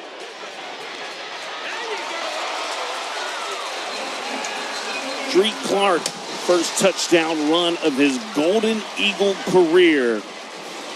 Probably not going to be the last either. No, and what a great job he did at the last yard and a half to 2 yards. He gets the ball down there and just lowers his shoulder and head and just will not be denied that first touchdown. First down. Comes around, gets out to the side, sees the defender there, just lowers his shoulder and says, hey, no, I'm going to win this battle, and gets the ball across the goal line for, like you said, his first career touchdown at Southern Miss.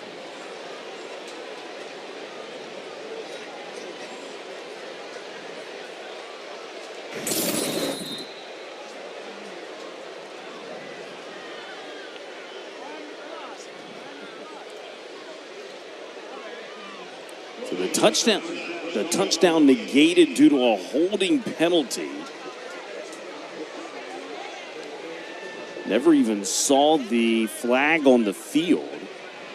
Wiles looking to throw under pressure, going up top towards Davis Dalton. This an errant pass into the far corner.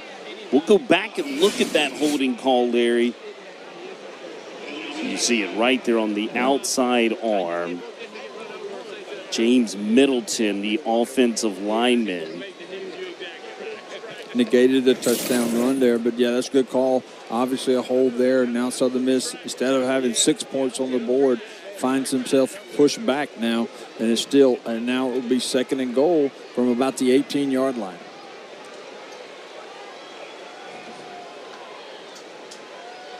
It is a give to the former Superback Antavius Willis. He stays on his feet out of the first tackle, but then is dropped back at the 21. A loss of 3. Golden Eagle offense going backwards for the first time tonight after the penalty, and now a tackle for loss for the Braves defense. McDaniel, great job there pursuing out to the outside. And the one-on-one,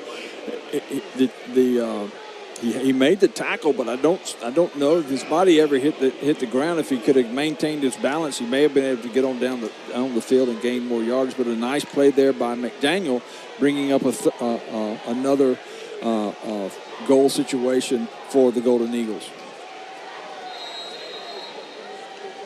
Will Hall wants to talk about it here with a minute and 18 seconds before the half. Keep in mind the Golden Eagle offense can double up here. That's the significance of why to spend the timeout to talk about it offensively. They will get the ball to begin the third quarter. Southern Miss with 231 yards of total offense. And they get the ball, as you see there on the screen, to start the second half. So, again, a big play here. ALCORN has done a good job pushing Southern Miss away from the goal line. Southern Miss wants at least to come away with 3. They love to score the touchdown here on the third and goal to go. The ball is on the 21, so third down and goal to go on the 21. And it's going to take a big play by the Golden Eagles. ALCORN would love to stop them here, maybe create a turnover, go the other way. But at the least, they want to hold Southern Miss to a field goal attempt.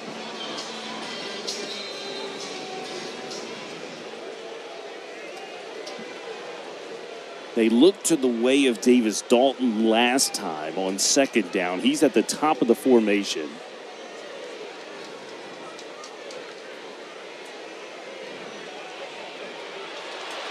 Wiles opting to run. Dragged down from behind. Terrence Ellis, who's back in. Wiles signaling first down there, and we had it as a third and goal from the 22. So Wiles not realizing that it was third and goal there, but a good job there saving the touchdown. Now Southern Miss will have to kick a field goal. The Alcorn defense has really played much better after those first initial drives where the turnovers gave them some short fields. Since then, they've made Southern Miss earn everything that they've gotten, and again, holding them here to the field goal attempt. Brennan Miller on the snapper, snaps it back. The hold is good by Jake Lang. The kick is true by Andrew Stein. For Southern Miss, that's their third field goal of this ball game. In the previous 2 matchups, they had 4 field goals in 16, 3 field goals by that man, Andrew Stein, all the way back in 2019. We showed you earlier that stat. He had made his first field goal in 1,371 days. He has been patient. He has waited his turn, and he's cashed in on his opportunity. 3 for 3 so far tonight. Doing a good job. That's a long time, as we mentioned, to wait in between snaps, and you got to give the kid credit for hanging around and waiting his time, so to speak. And now he's getting an opportunity, and he's making the most of it so far this year. 3 for 3, as you said.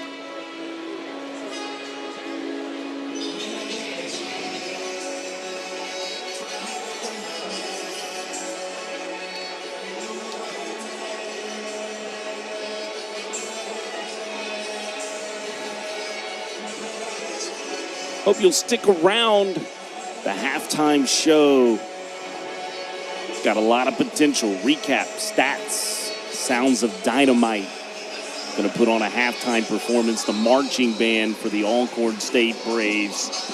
There won't be many folks headed to the concession stand. We hope you at home watching, you stay put as well. We've got highlights, recap, stats, a gamut coming to you at halftime. Connor Gibbs to boot it away. It's an end-over-end kick. Not sure if that was by design, but it is taken by the up back for the Braves. Cole Williams, the defensive back, sophomore out of Montgomery, Alabama.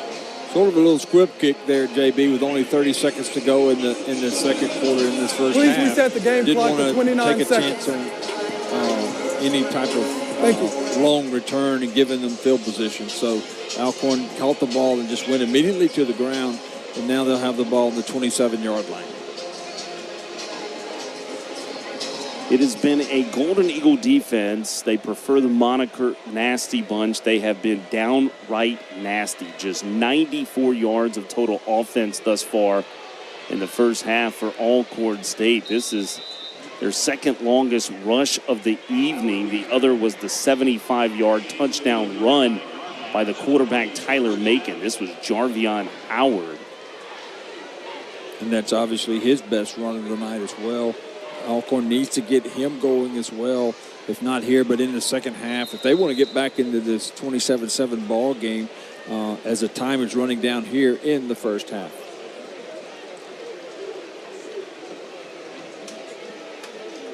That's it for the debut half of this 2023 season.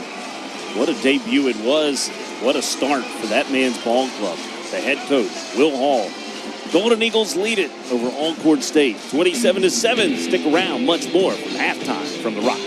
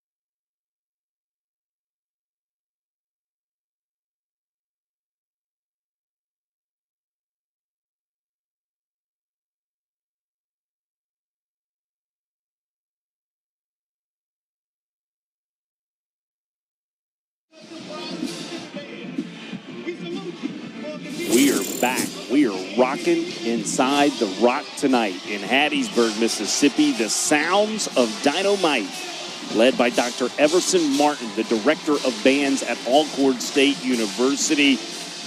They are elite, and sometimes the best performances of the night from HBCUs come from those folks. The sounds of Dynamite. Jason Baker, Larry Boyd, our color analyst. LB, what struck you about that first half? Well, Southern Miss came out and on defense created a couple of short field opportunities with turnovers and got the scores from those and got up 14-0 pretty quick. And then Alcorn hit the home run with a long run by Macon, getting them back into this ball game. And since that time, it's been a fairly even ball game. If you take away the short field that they were given on the interceptions by the All-American Stanley, it's a very, very close ball game. But they came out early on that first quarter, 2 big turnovers, converted them into scores. But since then, it's been a very even ball game. It really has. Here's some of the highlights of the first half. It got started with that man, Frank Gore Jr. on his first run of the year. Yeah, he does what he does best. He's sizing up what's there, making his cuts, making it hard to tackle, just doing what he does and has done ever since he set foot on campus for Southern Miss. See Billy Wiles dumping it on to Jacarius Caston. Caston doing the rest after the catch. Caston was able to get in, replacing Jason Brownlee, which is going to be big shoes to fill for Caston. They think he can do it. This guy as well, electric with the football in tight ends. That's just pure speed there, reversing field, going all the way around the other way. You saw nothing on the right side, brought it around. Here you see Gore with a wide open field straight up the middle. That one was too easy for him to score.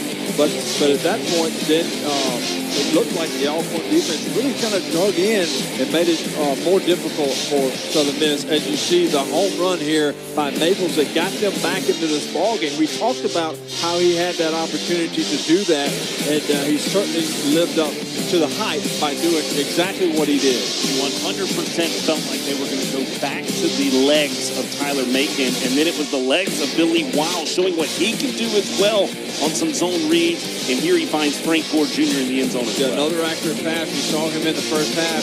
8 passes in a row he completed at one time with his accurate passing, and that's what he brings to the table for Southern Miss. When you look at the stats, what jumps out at you? Well, the big 0 there for passing yards. We mentioned that Maples was not only a dynamic runner, but a dynamic passer. So far, he has not proven the fact that he's been going to be able to have success passing the football. He can throw the football. You got to give credit to the Southern Miss defense. They're pitching a shutout when it comes to passing yards. Yeah, what a start to the year for the free safety, Jay Stanley. 2 picks in that first half as well. We're coming back to M.M. Roberts with much more.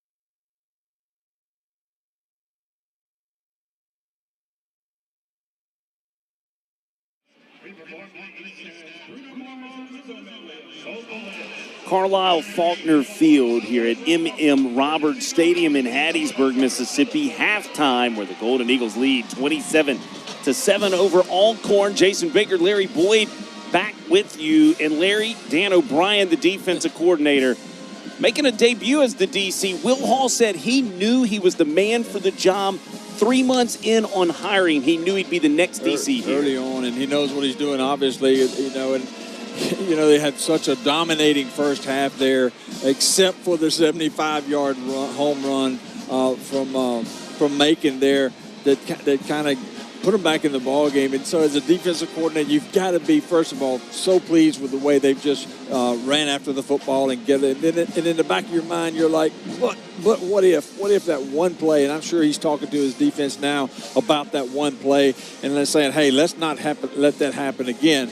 But they have put on a show here in the first half defensively. Yeah, and here's what they've done. These are the highlights of the defense. Speaking of which, they've held Alcorn State 0 for 4 on third down conversion tries. It's going to begin up front for this defense for the Golden Eagles. Yeah, and they're just swarming, and this is exactly what Will Hall wants from this defense, right? Just swarming after the ball, getting after. You see a lot of gold shirts everywhere that football is. They kept Macon in the pocket for the most part. You see one of the interceptions there by the All-American Stanley. He had 2 interceptions there early on. And you see the highlights for Stanley, the All-American. There's one of the first plays in the game, I believe the third play of the game, originally called out of bounds. But they went back and reviewed it. He was able to get part of his body into play as he maintained possession. Comes back with this diving interception right here. And that's what we were talking about earlier, how those turnovers gave Southern Miss a short field. They were able to put points on the board from those. Their defense just dominated that first half, giving up 0 yards in passing. I mean, that's just unheard of. You take away the 75-yard home run hit by Macon, you really are pitching a shutout. Yeah, 32 yards of offense is the rest of the rushing offense for the Alcorn State Braves. Golden Eagle defense looks to be in good hands with DC Dan O'Brien. Back with more from M.M. Roberts.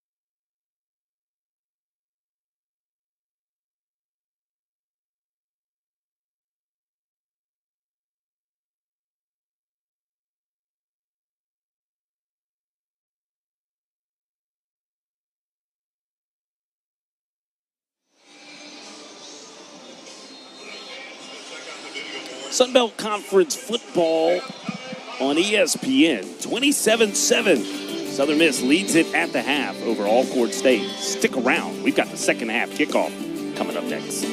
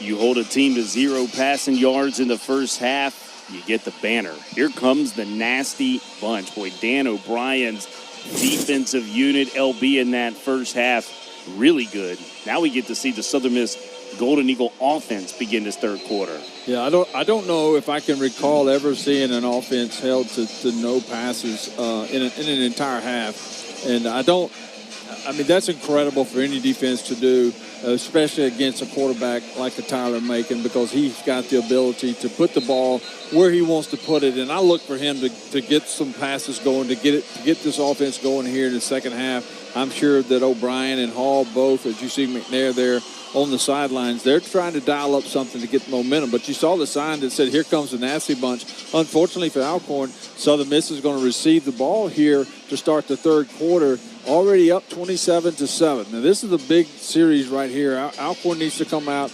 get this offense of Southern Miss off the field, get Tyler Macon back on the field and give them an opportunity to come down and score and get this ball game from a 27-7 deficit to a closer ball game and possibly come back here in the second half. Lorenzo Garcia will kick it away for Alcorn. His only kickoff attempt was that really good decision made by Antavius Willis. It went out of bounds at the 2-yard line. Third quarter action underway. It'll be Willis from the 1. Antavius Willis up across the 24-yard line. They will officially mark him down at the 25. LB, when I say Billy Wiles, you say? Well, he described himself as a winner, and he's 2 quarters away from being that here in his first trip out on the field. But I do see the leadership qualities that Hall was talking about. I see the guys have confidence in him. He called him very cerebral, very accurate passer that could move around. But most of all, he called him a leader. And he's got Holman, he's got Edwards there as well, with a lot of the same characteristics. So he's very happy with his quarterback situation that he has on campus now. It is Wiles to start the third quarter. Downfield finds Jacarius Caston, and this Golden Eagle offense picking up right where they left off in the opening half. Will Hall mentioned Billy Wiles said he was caught up in the numbers game at Clemson. He was actually stuck behind 2 number 1 recruits in the country, one of them being DJ Ugalele. As you see Wiles back across the middle again to Caston. Well, both of those passes, we talked about how he's so accurate on the shorter 15 to 20. Both of those passes were 25 to 30, 35-yard passes, right on the money. Back-to-back passes down the field, putting Southern Miss back in the red zone. Will Hall talked about how excited he was, as you see the replay of the pass, how excited he was this year about having fun again with the offensive play calling. And it looks like, I think what he's saying is we're going to be able to open up the playbook a little bit, have a little bit more variety, have some other options. And so far tonight, that's what we've seen. Looks like man at the bottom of the formation. Wiles is going to the top of the formation. And this is intercepted. The Braves find it in their hands. That's Robert McDaniel, the nickelback. As it looked like Wiles was trying to throw the back shoulder throw to Jacarius Caston. Alcorn, 1st and 10. But instead he finds Robert McDaniel, who just shut it down in the front corner of the end zone. And we've mentioned McDaniel's name a lot tonight. He's made some big plays, none bigger than this right here, as Southern Miss had gotten 2 big plays down the field to get this on the doorstep of another score. And just like that, McDaniel steps up. And I will say this, he runs it out of the end zone right here. Looks like he might have stepped out of the end zone, but he was running the ball out of the end zone. And it looked like the Southern Miss players had just kind of thought the play was over. But they were very fortunate Southern Miss was very fortunate to have tackled him when he did. Quarterback change being made for the Alcorn State Braves. Aaron Allen, wearing number 4, is in. He leaves it into the belly of Jarvion Howard. Hit and stopped and dropped. Hayes Maples is there. Allen is the returning starter from a year ago. Started 8 games for this club. Well, and I'm sure McNair wants to get both of these guys some action tonight, and exactly what he's doing here as we start the second half. Again, trying to get this Alcorn State, give them a spark, if you will, offensively, trying to get something going against this Southern Miss nasty bunch defense. He's a guy who threw for 1,424 yards a year ago, 8 touchdown passes, 7 INTs. In trouble here. He is going to throw this away from the end zone. That could be deemed intentional grounding. If it is, it would be points. Intentional grounding. Quarterback was outside the pocket, and there was a receiver in there. Outside the pocket, says our referee, Trennis Livingston, right on cue. And that's a smart play because he had nothing. Southern Miss, you see, he drops back. He's looking. He feels the pressure, gets out of there, gets out of the pocket, and then smartly throws the ball out of bounds to live another day. And now it brings up 3rd and 10 against this Golden Eagle defense. They were 0 for 4 was ALCORN State in the first half on third down conversions. 3 wide receivers set. Howard to the right of Aaron Allen. Pressure coming. Allen spinning it downfield, and it is batted away. What nearly was another interception. He almost had his 3rd interception of the game. Went up like a receiver, got up to the highest point that he could, got both hands on the ball, and the receiver actually did a pretty good job of making some contact, I believe, here. If you see the pass thrown, and then it comes up and gets making sure that there's not an interception.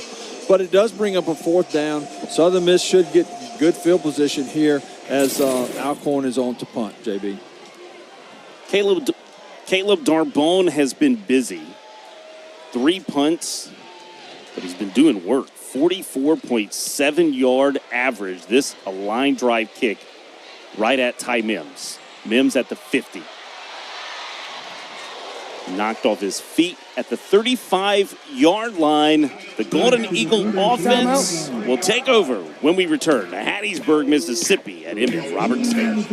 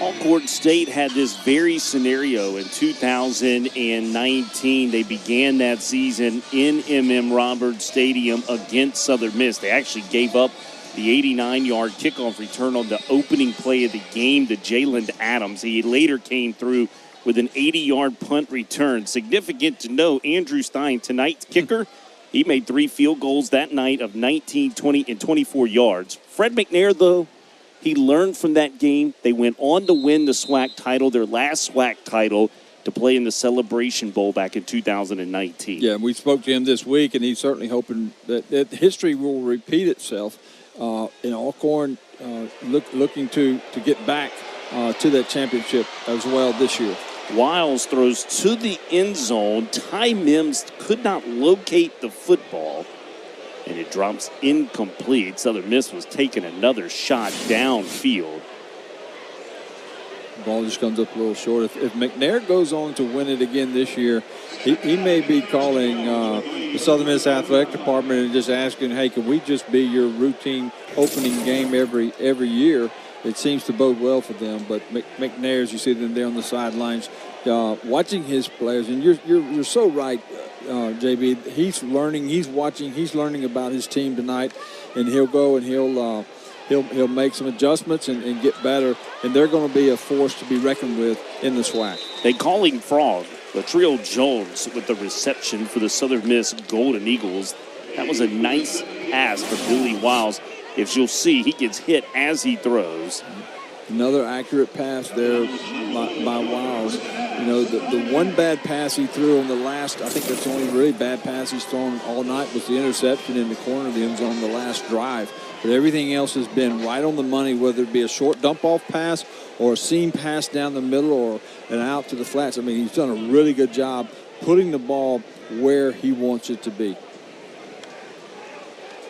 Play action pass. It is a zone read left to Frank Gore Jr. Thought Wiles was going to pull it out. There was all kinds of pressure at the mesh point between Wiles and Frank Gore Jr. A tackle for loss. The second TFL of the night for ALCORN. Yep, a lot of white jerseys right there around the ball, just swarming. Frank Gore Jr. get outside and get away out of that pocket, so to speak, and out to the flats, because that's where he is so dangerous. Look at the balance and play calling tonight from Will Hall. 22 passes to 23 rushes for this Golden Eagle offense. They're going up top again to the sideline. Coverage locked down. Edwin Summerhour with the coverage for the Alcorn State Braves. Tell you what, Wiles has had tonight as well is a lot of protection. There have been a couple of times where he's felt pressured, but you see a clean pocket right there. He's got plenty of time to make this throw, and he throws this one right on the money as well. That ball could have been easily caught. Tough catch with the defender right there on you, looking back up into the lights. Could have made that catch, but you got to give some credit to this offensive line that's given Wiles the opportunity to make these passes. You see what the Golden Eagle offense has done on third down. Late personnel coming onto the field for Alcorn State. A screen pass. Look out. This guy in space. Frank Gore Jr. inside the 10-yard line. A penalty flag comes flying in from downfield. I believe it's going to be a penalty, a call on Southern Miss for blocking the back. I may have seen that as Gore was making his move. Let's see what they say on the field. Our referee tonight, Trennis Livingston, with the call. Personal foul, illegal blindside block, offense number 1, 15-yard penalty. From the spot of the foul, replay, third down. Here's the replay, JB. As you see, they get the ball out to him. There's your illegal block in the back. Blindside block, 15-yard personal foul. Forces the Golden Eagles back now in a long third down and 12 to go situation here, trying again to put the ball in the end zone. Golden Eagles thought it was going to come all the way back to the 38-yard line. They have not marked it off yet. I believe it'll be short of that line of scrimmage. Yeah, it should be to the 29. Yeah, and I said third down and 12. I was looking at the scoreboard. It's going to be a lot more than third and 12. It's going to be third and very long for the Golden Eagles here. We'll see what Hall dials up here as they have a long way to get down to almost the 7-yard line for a first down. Third and 22, actually. Empty set. Haven't seen it tonight. Billy Wiles stepping up. Wiles wrapped up. First sack of the night. Goes to the credit for the Alcorn State Braves. Kayvon Henderson, the freshman linebacker, getting in to make that tackle. And what that sack does is it looks like it may be taking them out of field goal range. Right there, he did not want to give up a sack. He didn't want to lose any yardage. He would have had an opportunity to kick the field goal. It looks like Southern Miss is going to try a 52-yard field goal here. And it would have been a lot shorter had they not given up the sack, JB. Andrew Stein's career long of 46 yards. That came against Louisiana Tech as a true freshman.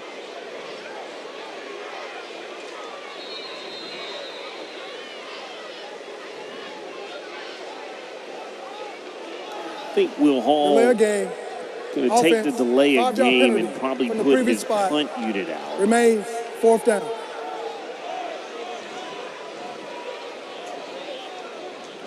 It looks like they were having a little trouble getting all of their personnel out there on the field, and instead of using a timeout, Hall just decided to let the clock run out, give his punter a little bit more room, if you will, to maybe. Alcorn has elected to decline the penalty and be fourth down at the previous spot. Well, they declined the penalty, so now if Hall wants to go back and try the field goal, he might. He may be shuffling back and forth here. He was going to originally go for a field goal. They didn't have the personnel out on the field in time. Now it looks like he's changing his mind since Alcorn has declined it. Now they're going to go back and try the field goal. You don't see that decision much happen in the game of football, but Fred McNair said, I'd rather you try the 52-yarder than pin us back deep in the shadows of our own end zone. So Andrew Stein going to get an opportunity for a career-long kick. Yeah, I think I would have taken the penalty, especially seeing the punt team go out on the field. I think I would have taken the penalty. Let's see what happens. Stein, good. 52 yards. More points for Southern Miss. Timeout. 30-7, Southern Miss. A career-long field goal off the foot of Andrew Stein. Back and forth.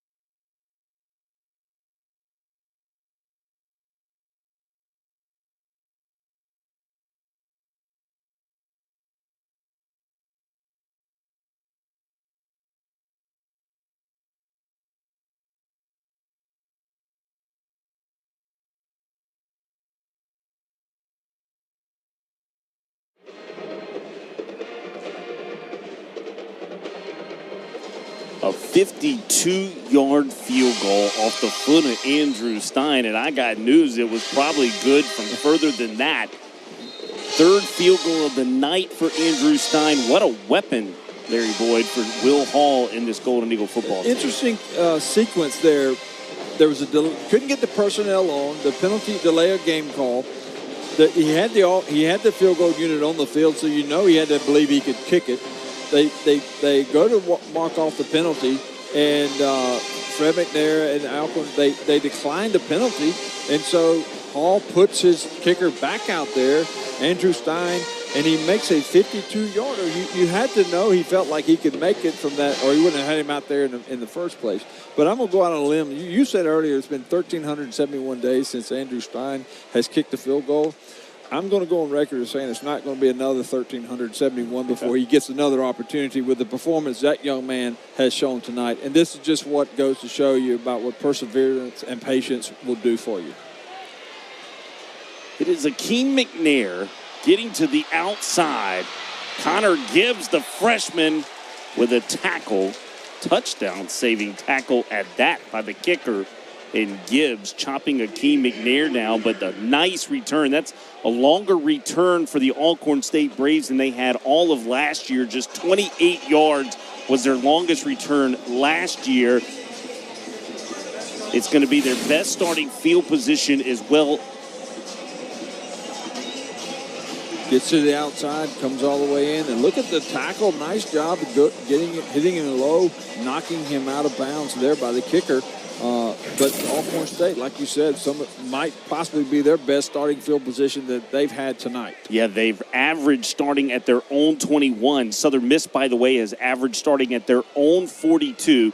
The only time Alcorn State has been in Southern Miss territory, it was on the 50 yards that was ran by Tyler Macon on the 75-yard touchdown run. That's the only time they have taken the football into the Golden Eagles side of the field. Hayes Maples there on the tackle, so good. I know that the Southern Miss fans are so glad to see him back out there. Had the opportunity this week to talk to his mother. He's not Hope. He's not coming off of one major knee surgery. He's coming off of back-to-back major knee surgeries on the same leg.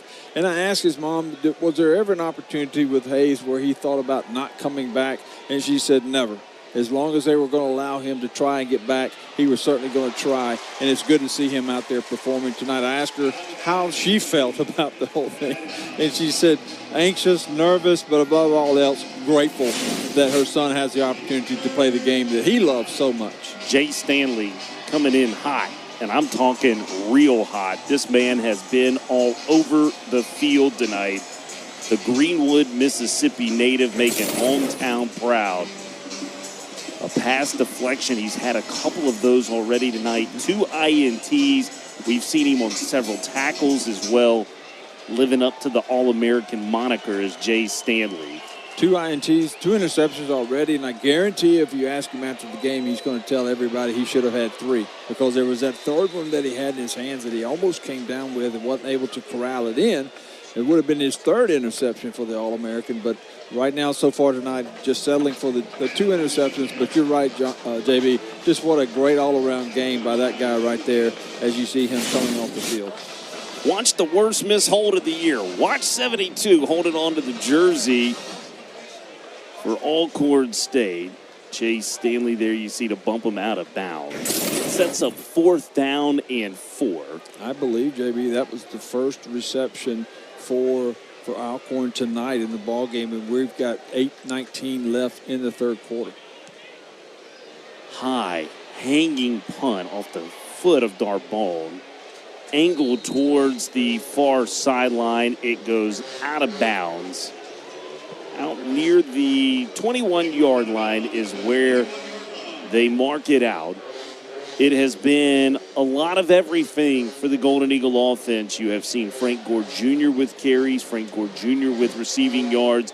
Billy Wiles has chosen to spread it around. It's been 7 different rushers for the Golden Eagles, all with a carry tonight. Ty Mims has had a couple of carries out of the backfield as well, Larry. We talked to Will Hall earlier in the week about offense, about the quarterback situation, and he talked about how they were going to be opening up the playbook and they were going to be more aggressive, have some fun again with the play call. And he actually said, and I quote him, he said, we fixing to play good at quarterback. Now, JB, you know in the South, when you plan on something or you hope something's going to happen, you wish something's going to happen, it may or may not happen. But down here, when you're fixing to have something happen, it's going to happen. And when he told us he's fixing to have some fun with the quarterback, we've seen it tonight.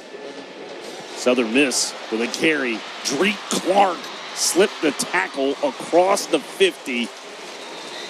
I believe this guy's going to add a lot to this offense, Larry. And the reason why you cited it earlier, it's going to allow Frank Gore Jr. to stay fresh in ball You game. could just tell when we talked to Hall earlier in the week how excited he was about this running back group. And for that reason, being able to keep Gore fresh.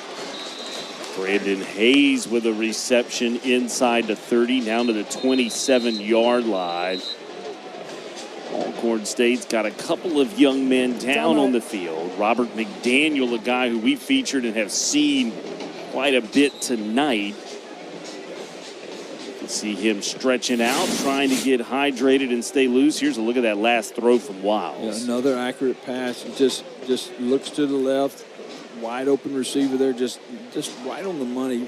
We haven't seen receivers having to make much adjustments. They run in their routes and looking back in the balls where it's supposed to be. They're not having to make those adjustments with their feet, their hands. He's put the ball on the money for the most part most of the night tonight, and this is exactly what Hall said that Wiles brings to the field was he's a leader, he's a winner, but he's also very, very accurate, and he has lived up to that billing tonight. That he has, to the tune of the score of 30-7 in his Golden Eagle debut to this point. Drake Clark, a moment ago, we mentioned his ability to give Frank Gore Jr. a breather, but make no bones about it. Will Hall knew what he got in Drake Clark. He told us the other day on the telephone, he said, hey, there's no mystery in what Drake Clark can do. He's already done it at this level. He's just changing jerseys and fixing to do it for the black and gold. Right. Well, and the main thing there, like you said, I don't want to say it allows Frank Gore Jr. to pace himself, because there's no pacing himself in that young man. But it does allow him to stay fresh, maybe not have so many carries. So as you get deeper in, when you get into conference play down the road, so to speak, and you've got those tough ball games week after week after week, you keep your star running back fresh, and that's what he was so happy and excited to talk to us about, is what this allows him to do with Frank Gore Jr. Ty Mims with the reception over the middle. Yeah, speaking of Drake Clark as well, 20-plus carries 3 times, as you see Clark on your screen come back in at running back while at the University of Memphis. But get this, Frank Gore Jr. has thrown 7 touchdown passes, mainly from the super back position as a running back. Drake Clark also threw a touchdown pass. That was against SMU back in 2021 in the month of November.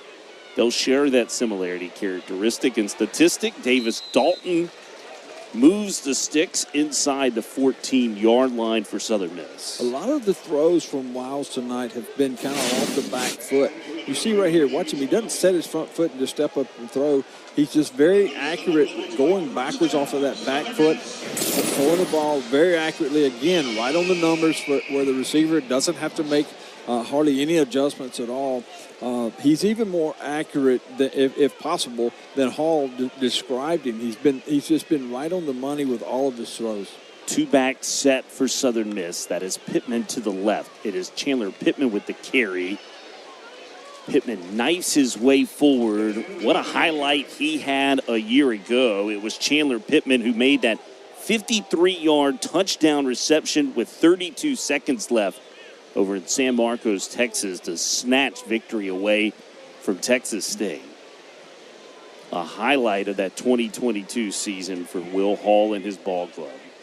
Well, you heard Will Hall say earlier this week he wants to be more aggressive and with the playbook and the play calling, and I think this year he has more options. And you and I talked about this. It seems like this is only his 3rd year of coaching at Southern Miss, and it just seems like he's been here longer than that. Is it just me, JB, or does it seem like he's been here? This is only his 3rd year here at Southern Miss. It just seems like he's been here longer than that. Billy Wiles here kind of gets into the arms of Terrence Ellis. Intentional grounding. Offense. Tries to get it to the line of scrimmage. Had he done that, it wouldn't have been a penalty. But because the ball did not make it back to the line of scrimmage, it is intentional grounding. We'll see what Southern Miss chooses to do after this timeout. You're watching Sun Belt Conference football on ESPN. Timeout.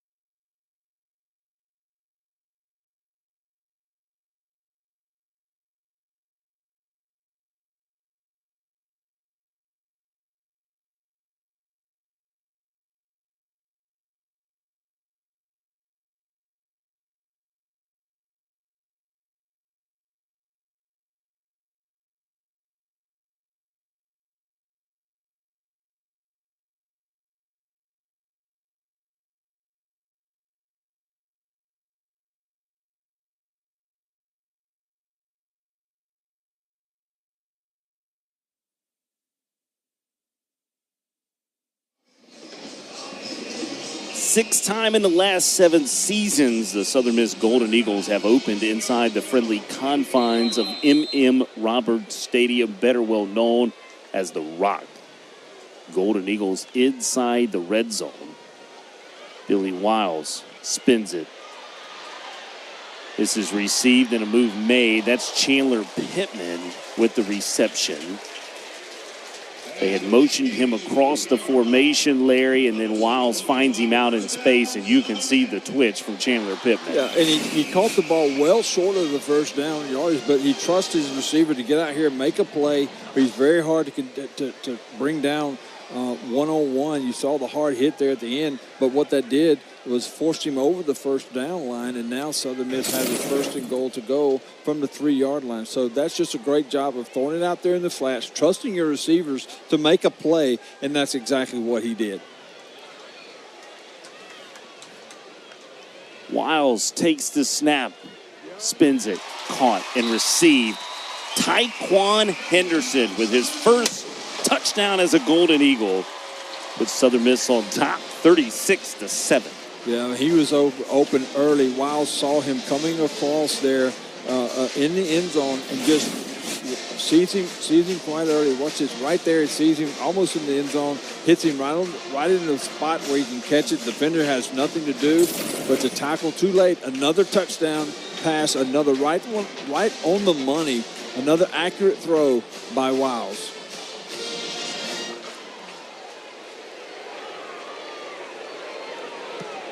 Good hold from the holder of the year candidate, Jake Lang. A little bobble on the snap, but he gets it down. Andrew Stein puts it through, 37-7. One thing Larry Will Hall mentioned as well, the efficiency of Billy Wiles in fall camp through the red zone as you watch that last touchdown pass to Tyquan Henderson. Tonight, Southern Miss 7 of 8 in the red zone. Last season, they were clipping at an 81% scoring rate, but only 41% of the time of that 81% did Southern Miss cash it in for a touchdown. They have been much more efficient than that tonight. Well, you know, he told us this week that this fall camp has been the most fun fall camp he's ever had of his career. Not just here at Southern Miss, but of his career. As you see the look on his face there walking down, got a little smile on his face. And now I'm starting to see why fall camp has been fun. Not many people talk about how fun fall camp is because it's hot, it's practice and practice and practice, and then you finally get to a game. But Will Hall said this was the most fun fall practice of his career. And I think when he sees what he has defensively, what he sees the options that he has offensively, what he has in the quarterback room, I think he's very happy with the rate this program has turned in the right direction. They're swag surfing inside of M.M. Roberts Stadium on a Saturday night. They wait 9 months for this. The opener of college football on Labor Day weekend. And it has been all Southern Miss as Connor Gibbs, 1 yard deep into the end zone, coming out with it. This is Nico Duffy, the backup tailback to Jarvion Howard. He will get it across the 20, but not much further. Yeah, good coverage there by Southern Miss. ALCORN almost broke that. I thought they were going to get a little bit more out of that than they did, but good pursuit there by the gold jerseys to keep them, way down again in their area of the field around the 22-yard line. A lot of practice tonight on the kickoff team for Southern Miss, just doing a good job pretty much all night, except for the one time where ALCORN ran it all the way back to the 45-yard line. I got to say this about ALCORN, even though the score was 37-7, the effort has been there, and McNair has got to be happy with the effort offensively and defensively that his Braves have put out there on the field. They're going to be something to be reckoned with in the SWAC conference, and they'll go back and work on the things that they need to work on, become better. Hopefully, like they did the last time they came here, they'll go and win a conference championship. But McNair has to have seen a lot of good things tonight from his squad. He told us he wanted to set the tone for SWAC play out of this game. Yeah. I believe to a certain degree he's done some of that. They've been dominated certainly at times through this ball game, took him a while to complete a pass. But then I think you see the bright spots, and then like you say, I'm a firm believer as well. You can see still the effort, the energy here late in the third quarter from him. You find out a lot about a person's character when you have some adversity, right? And he's seeing that tonight in this ball game with 3 minutes and 30 seconds left in the third quarter. But again, I haven't seen any of the players not giving 100% effort out there on the field. And, again, they're playing hard. I know he's going to be happy with some of the things that he's seen. There are obviously some things they're going to have to work on, especially the passing game. But, again, against this Southern Miss defense, pretty tough to complete those passes against the coverage that Southern Miss has had. As you see, a nice pass over the middle there.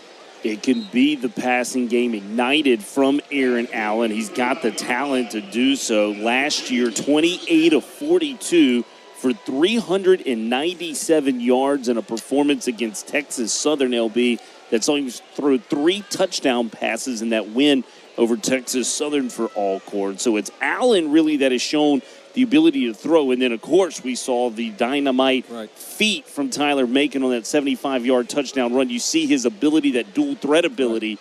Yeah. Well, and maybe McNair looks at it, and I'm not trying to fill his shoes and try to tell him how to coach, but you get a guy like Allen on the field, you get a guy like Macon out there on the field at the same time, get him some touches, get him the opportunities to make plays offensively, because we've seen what he can do with his legs. But maybe there's an opportunity there to have both of those kids on the field at the same time. This is their 10th drive of the night. This is astonishing. It is their first one over 3 plays of a drive.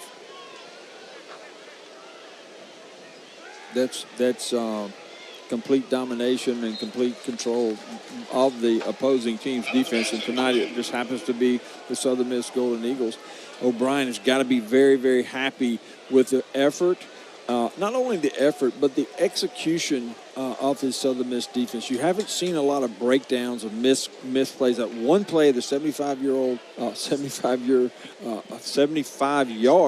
play, obviously was something they would like to have back. But for the most part, I think his defensive unit has been in the positions they're supposed to be. They've been calling the plays, and I would guess a lot of that has to do with the fact that you've got those linebackers back that he has out there on the field.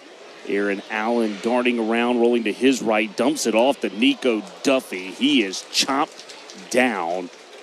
Coming up to make that tackle, that was Brandon Tolles. Little check down from Allen. See him making the nice little pass there on the move to a receiver, hitting and making a play. That's Dan O'Brien, the new DC, the new defensive coordinator for Southern Miss. He comes highly touted, LB. Spent 4 seasons at Alabama, won a national title with Nick Saban and Kirby Smart as their defensive analyst and grad assistant on the 2009 BCS National Championship staff.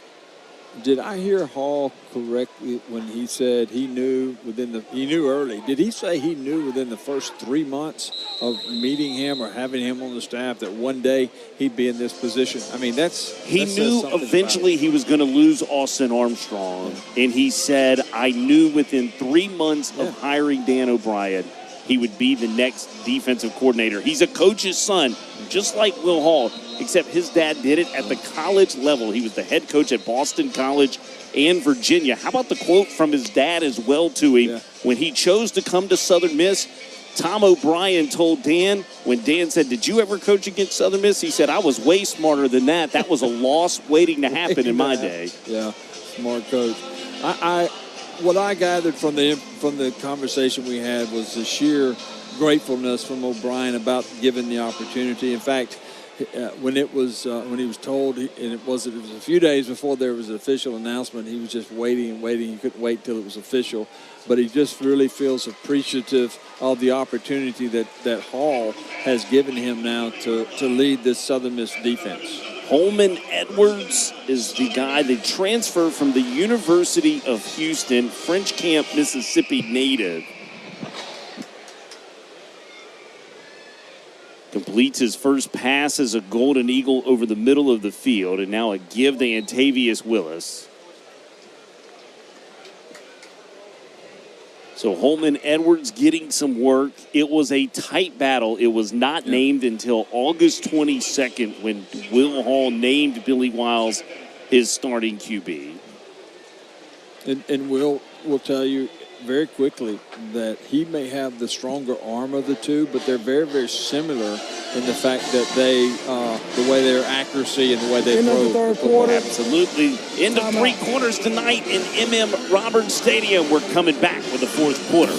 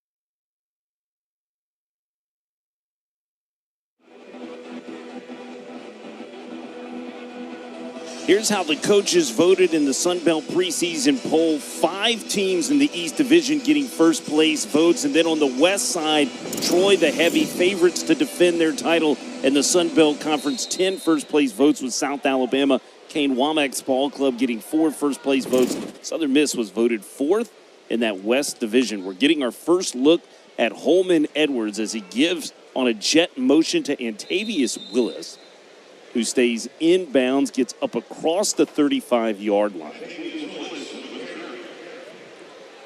Edwards played 1 game for Dana Holgerson's ball club at the University of Houston. That was against Grambling as a Houston Cougar, but he had a prolific junior college career. He was 66 of 124 for 53% during a COVID-shortened season at East Central Community College. Empty backfield here. We're going to get to see him throw the football. Well, we thought we were going to, but nice pressure there by ALCORN and causing the sack on the quarterback Edwards there. So no, not getting to see him throw. Watch this. It just comes straight up the middle. And two of them there, 34 and 40 there for Alcorn on the tackles. Kamara said Kenny was the first guy there to make the sack on Holman Edwards. You speak of effort. That shows effort in a fourth quarter, Larry, from this Alcorn State defense, and it puts the punting unit out for Bryce Lofton. Sheldon Rush there on the tackle as well, just on the sack. Nice job there by the Alcorn defense. Lofton had one punt of 48 yards. And look at Michael Caraway Jr. covering the punt, the starting corner for the Southern Miss Golden Eagles. Back with more football and Maddie.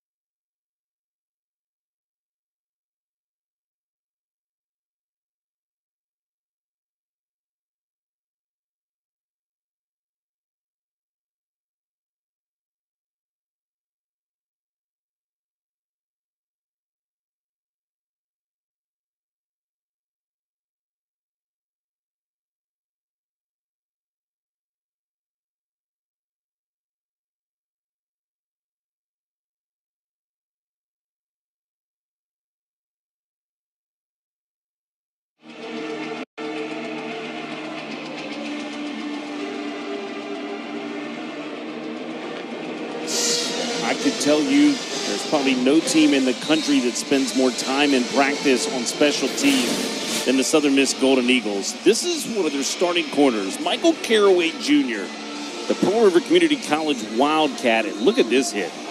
Just a nice effort there, getting down there almost immediately as the catch is made, making the play there. That's just effort, JB, getting down the field, having some pride, wanting to make the play.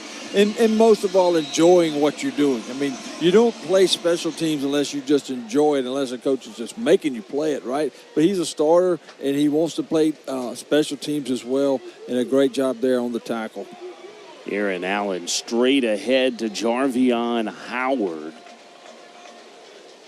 It has been some tough sledding tonight trying to run the football outside of the Tyler Macon 75-yard rush. That was Jarvion Howard's 11th carry of the night. He's got 27 total yards. There's only 34 yards rushing as a team for Alcorn State in their offense outside of the Tyler Macon 83 yards tonight that he had rushing from the quarterback position. Allen, the Louisiana Tech transfer, gives to Howard again, and that's what the front seven from the Southern Miss Golden Eagle team can do right there. Yeah, and the guys in the gold jersey look a little fresher than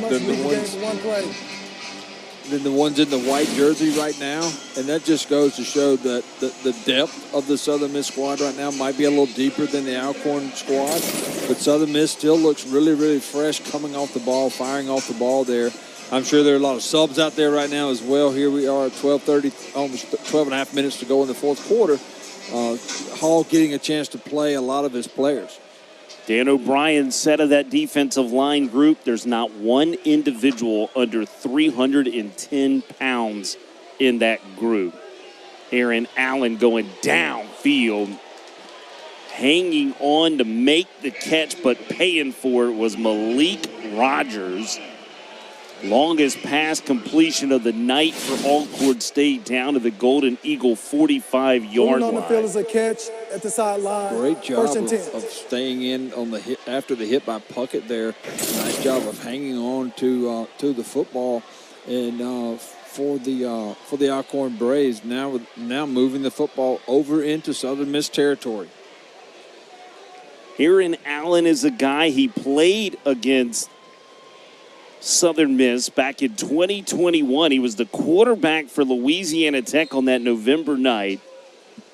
He went 11 of 26 for 100 yards passing, no touchdowns, 2 INTs. That was in the win. That was one of the great Superback performances. The highlights you'll recall, Frank Gord Jr. throwing that touchdown pass to Jason Brownlee in Ruston, Louisiana.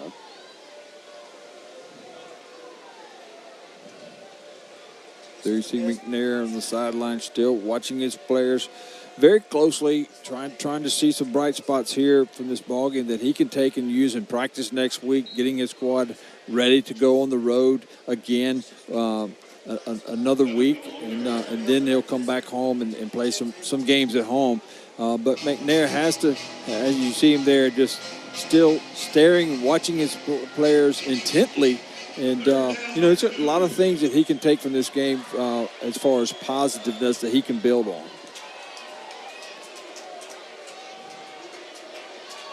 Southern Miss showing man. That is something Dan O'Brien says he likes to do. And you'll learn to kind of find out this Southern Miss club wants to play man underneath, thinks they can do so some. It sort of comes from the Kirby Smart, Nick Saban coaching tree. That's who Dan O'Brien learned underneath, spending 4 seasons at Alabama. He also spent time on Kirby Smart's staff over at Georgia. That was prior to coming here at Southern Miss. Been a pretty clean ball game for the first game of the year, JB, as far as penalties. Looking at my stats, only 6 penalties called on Alcorn and only 5 penalties on the Golden Eagles. And early in the year, you usually see a lot more penalties than that. Here goes Jarvion Howard, rumbling and stumbling down to the 15-yard line. Nicest rush of the night for Jarvion Howard. Good job there, just taking the ball right up the gut, right down the middle, sees the opening, doing what he loves to do, and that's just getting in the open field, causing a missed tackle, gaining yards for the Southern Miss. Alcorn This team. is the first time out of the second half, 30 seconds. Howard was the SWAC newcomer of the year a year ago. We'll be back with more in Hattiesburg. Golden Eagles leading 37-7.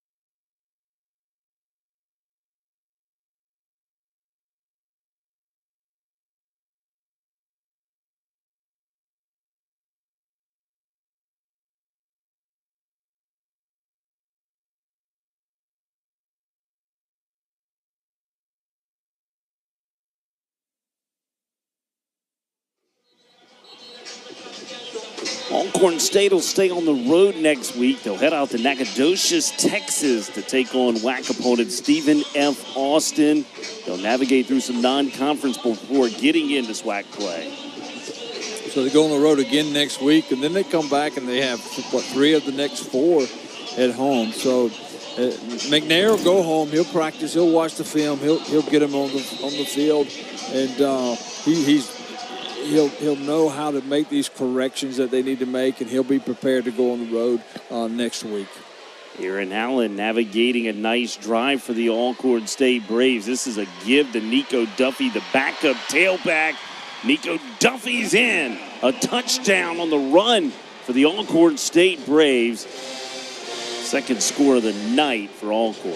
What a run there, but Duffy just weaving in and out, taking the ball to the outside, weaving in through players, took some contact. Watch this. He sees a little gap, goes through the gap, gets to the outside, slips a tackle, slips another tackle, and gets the pay dirt as he scores the touchdown. Nice effort there by that young man. Matches his touchdown total of a year ago.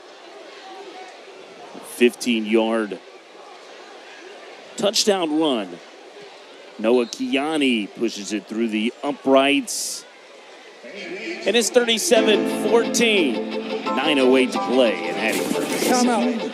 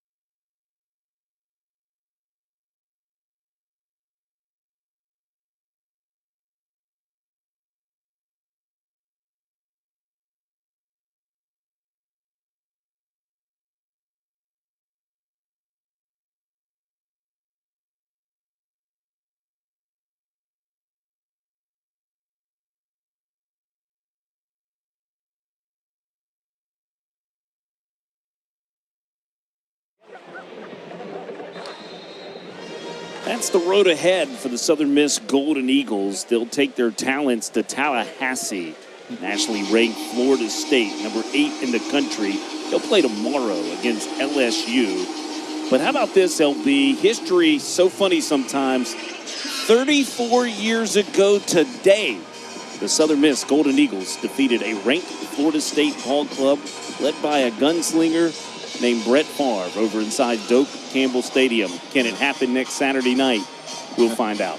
Well, not many people knew that name back then, but they know it now, and what a career he had here at Southern Miss as well as in the pros. And I don't know, LSU's got Florida State's got a big test tomorrow night. There'll be a lot of fans in the Hattiesburg area rooting for LSU tomorrow night, but there'll be a lot of Hattiesburg natives rooting for Florida State tomorrow night.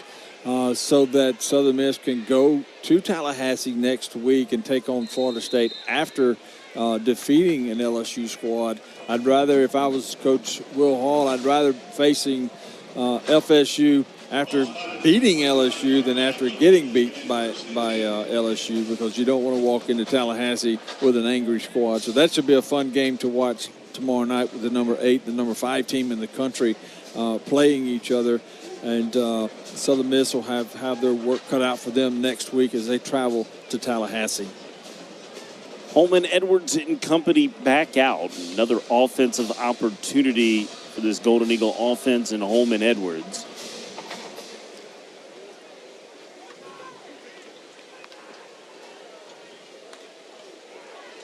He gives the Antavius Willis. You can see the burst from the super back in Antavius Willis. He's a guy who can do it all. Returns kicks for this football team. Now you see him being utilized as a tailback alongside Edwards. He plays slot receiver as well for Southern Miss. 5'10", 180. I mean, he is quick. He got the ball and just burst right up the middle for a nice gain for the Golden Eagles. They call him Rambo. He's not sure why, but they bring him up to the 44-yard line, goes Antavius Willis. It'll take me a while to figure that one out too, JB.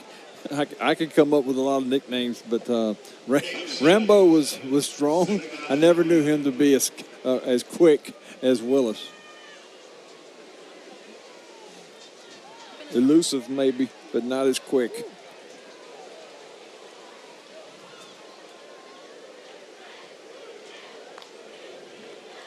Edwards bobbled the snap right back to Willis.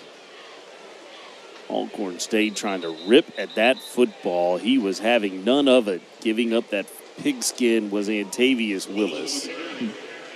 Momentum, believe, will move the sticks. This Golden Eagle offense happy keeping it on the ground, trying to shorten this football game down, getting some work for the twos at this moment. Yeah.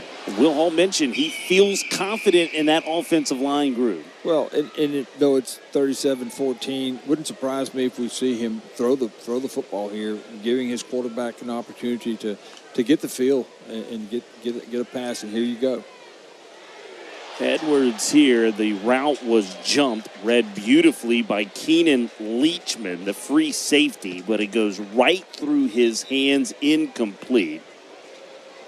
Leachman would have had room to run as well. Yeah, that's a good read there. He saw that the whole way as he's watching. Pass interference, defense, number 4, 15 yards from the previous spot, automatic first down. I was so entranced to Keenan Leachman, we missed the pass interference on exactly why. They were looking to go down to Tyquan Henderson, who was knocked down in his route. And the contact came before the interception, or almost interception as well. If he'd have made the contact with the football before the contact with the defending player on the offensive player, it wouldn't have mattered. It would have been considered a tip ball. But because there was contact before, then it was pass interference.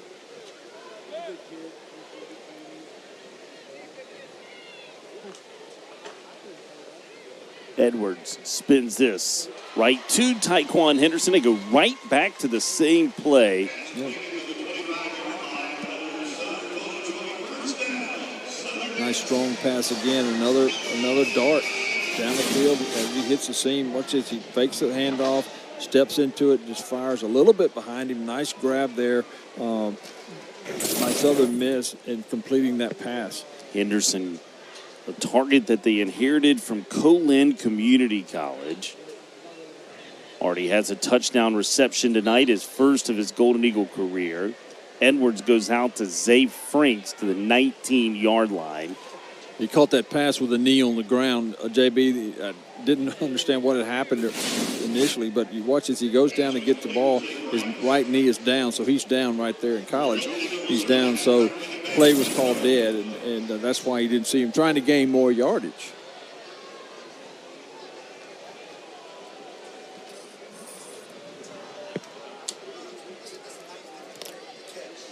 Zay Franks, the 9th different Golden Eagle with a catch tonight. Edwards on the read, goes down, sacked, into the hands, that time was the linebacker Sheldon Russ. out of Theodore, Alabama, getting the sack on Holman Edwards. Nice job on the sack there. Edwards saw him coming, got away from him initially, felt the pressure. I thought he was going to get away. Right here, he sees him coming, gets away from the pressure, but he just grabs onto that shirt tail and would not let go. Nice job there with the sack. And it's probably a good decision by Edwards. You could see Antavius Willis was his check down route. And he looked for a second. He was getting ready to throw, but he was in no position to make that throw. And instead just kind of ate it, got into the turf. That's a growing opportunity for Holman Edwards. And really for Will Hall, he'll compliment him when they review that film back to say, no need to do something crazy there. I think he actually thought initially he was going to get away, but just those big hands got a piece of that jersey and just would not let go. A 41-yard attempt. He has hit a 52-yard attempt tonight. By the way, that's the second opener in the last 2 years with a 50-plus yard field goal. If you remember, Briggs Bourgeois hit one from 50-plus to send it to overtime last year in that 4-overtime loss to Liberty. Andrew Stein having a night. 4 field goals tonight for Stein. And he makes the 41-yarder, 40-14, Southern Miss.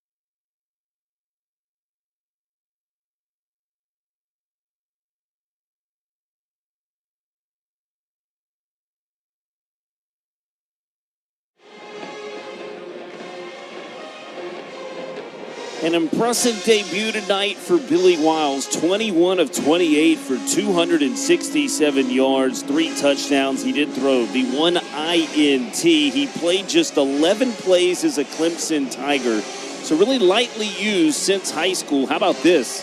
He walked off his high school career. He threw a 16-yard walk-off touchdown pass to win the Virginia State title in a spring COVID season for Billy Wiles. His last meaningful football was a walk-off touchdown pass until he got his debut here tonight. And what a thrill that must have been. And that was really the question mark tonight, was how would he play after such a long period of time elapsing since really getting in some quality play on the football field.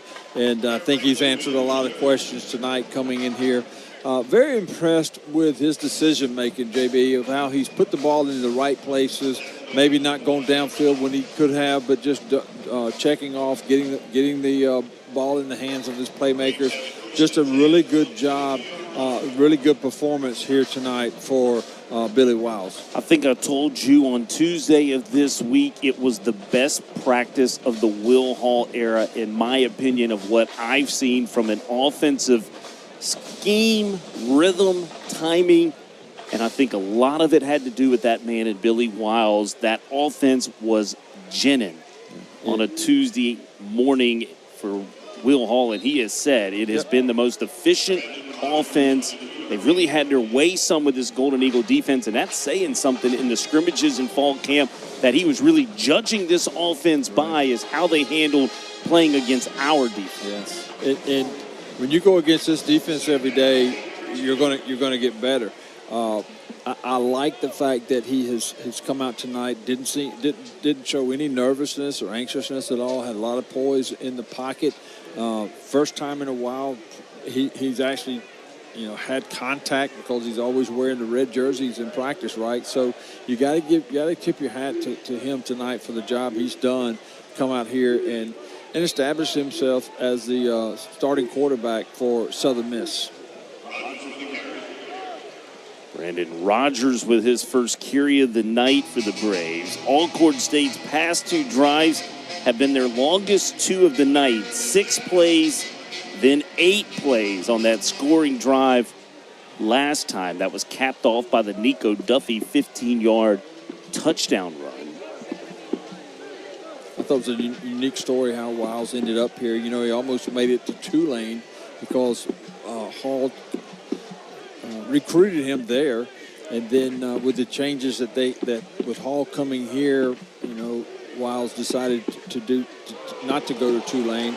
And then it's just really unique hearing that story about how as soon as Wiles' name was in the portal, how Hall just kind of reacted immediately and got in touch with him and as they say, brought him here. Hayes Puckett coming in hot. That's the second hard hit tackle by Puckett tonight. He made one on the sidelines, almost jarred the defender, almost jarred the ball loose from the receiver. Tonight upending there, forcing Alcorn now to go and punt yet again. Caleb Darbone send a wobbling kick down the field. It is fair caught by Ty Mims. And that is where the offense for the Golden Eagles will take over for what should be the final time tonight. To touch one last point on that Golden Eagle defense, they've allowed 5 completions tonight, passing for 44 yards. Those were all to Aaron Allen. The starter, Tyler Macon, was 0 for 5.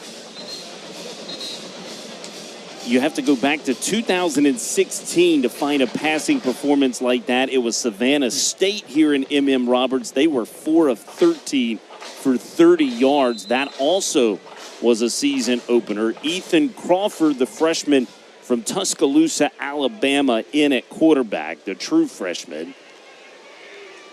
Heard a lot of good things from Hall about Crawford as well, being a true freshman. Coming in, as you know, JB, that they can play 4 games a year without losing a year of eligibility. So, good opportunity here to get him in the game, get his feet wet. You never know when you may need him.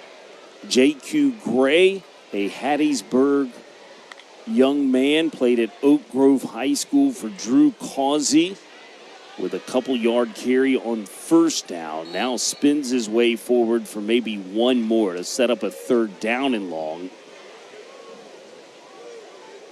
We've talked a lot about the Southern Miss defense tonight, and rightly so. They've really dominated this game tonight. But I want to talk about just a little bit about the Alcorn defense as well. I mean, that group they never quit. I mean, they kept, like you said, they got down early with the turnovers and gave up some early scores. But the effort has been there all night long. I know head coach McNair will go back now and look at the film and see a lot of good things about his defense. As you see them there, still pursuing. Look at him, still pursuing. 1, 2, 3, 4, 5, 6, 8 of the 11 white jerseys on the field over here outside the 40-yard line pursuing for a touchdown. That shows the character of this football team and head coach Fred McNair. Shows how well they're coached, too, from defensive coordinator Cedric Thomas, who actually coached here at Southern Miss back in 2020 as the defensive back coach for the Southern Miss Golden Eagles. As you look at the head coach, Fred McNair, he's a 2-time SWAC Coach of the Year, 4 SWAC East Division titles, 2 SWAC championships across his 7 seasons at the head coach of the ALCORN State Braves. And both he and Will Hall love recruiting the state of Mississippi. That they do. 72 players, I believe, reside from the state of Mississippi, Larry. On the Southern Miss roster, 41 on the... Both of the coaches, when we spoke to them this week, just talked about the importance of recruiting in-state, getting those players to stay home and stay in-state. And now you got an in-state game between two teams from the state of Mississippi, and you got a nice crowd here tonight. Alcorn, the Alcorn faithful, they showed up tonight. They had a really good crowd on the opposite side of where we're sitting and where we're seeing it. And Alcorn's going to do some good things this year. You mark my word. They'll figure it out. They'll get their passing game going, and McNair will continue to make that program better and better. I think you alluded to this earlier as well in the SWAC preseason poll. They were garnered with a couple of first-place votes in the division for the SWAC. It showed that other people as well believing in this Alcorn State program. Yeah, actually, they had 6 first-place votes. They had the 3rd most first-place votes, even though they didn't get the first-place position. That no one else had more than 2. It was the first-place teams leading, and then Alcorn was next, and no other team had more than 2 votes. Good effort here from the 3rd-string tailback for the Alcorn State Braves. That was Jacorian Sewell. A dominating performance, though, from the Southern Miss Golden Eagles. As we thought that was going to be it.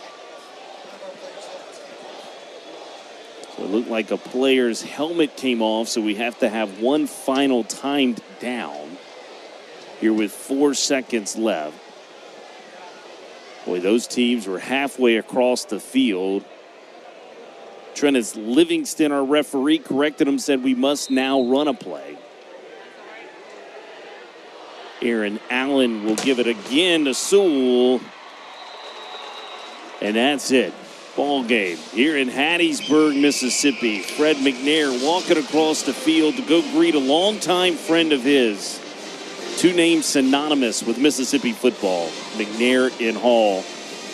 What a start it was for the Southern Miss Golden Eagles, and INT on the 3rd play from scrimmage from Jay Stanley and LB. The Golden Eagles never looked back. Yeah, especially that defense. I mean, the defense gave the offense what they needed, some short fields. They took advantage of it with the accuracy of Wiles, and just a nice job with the running back group, if you will.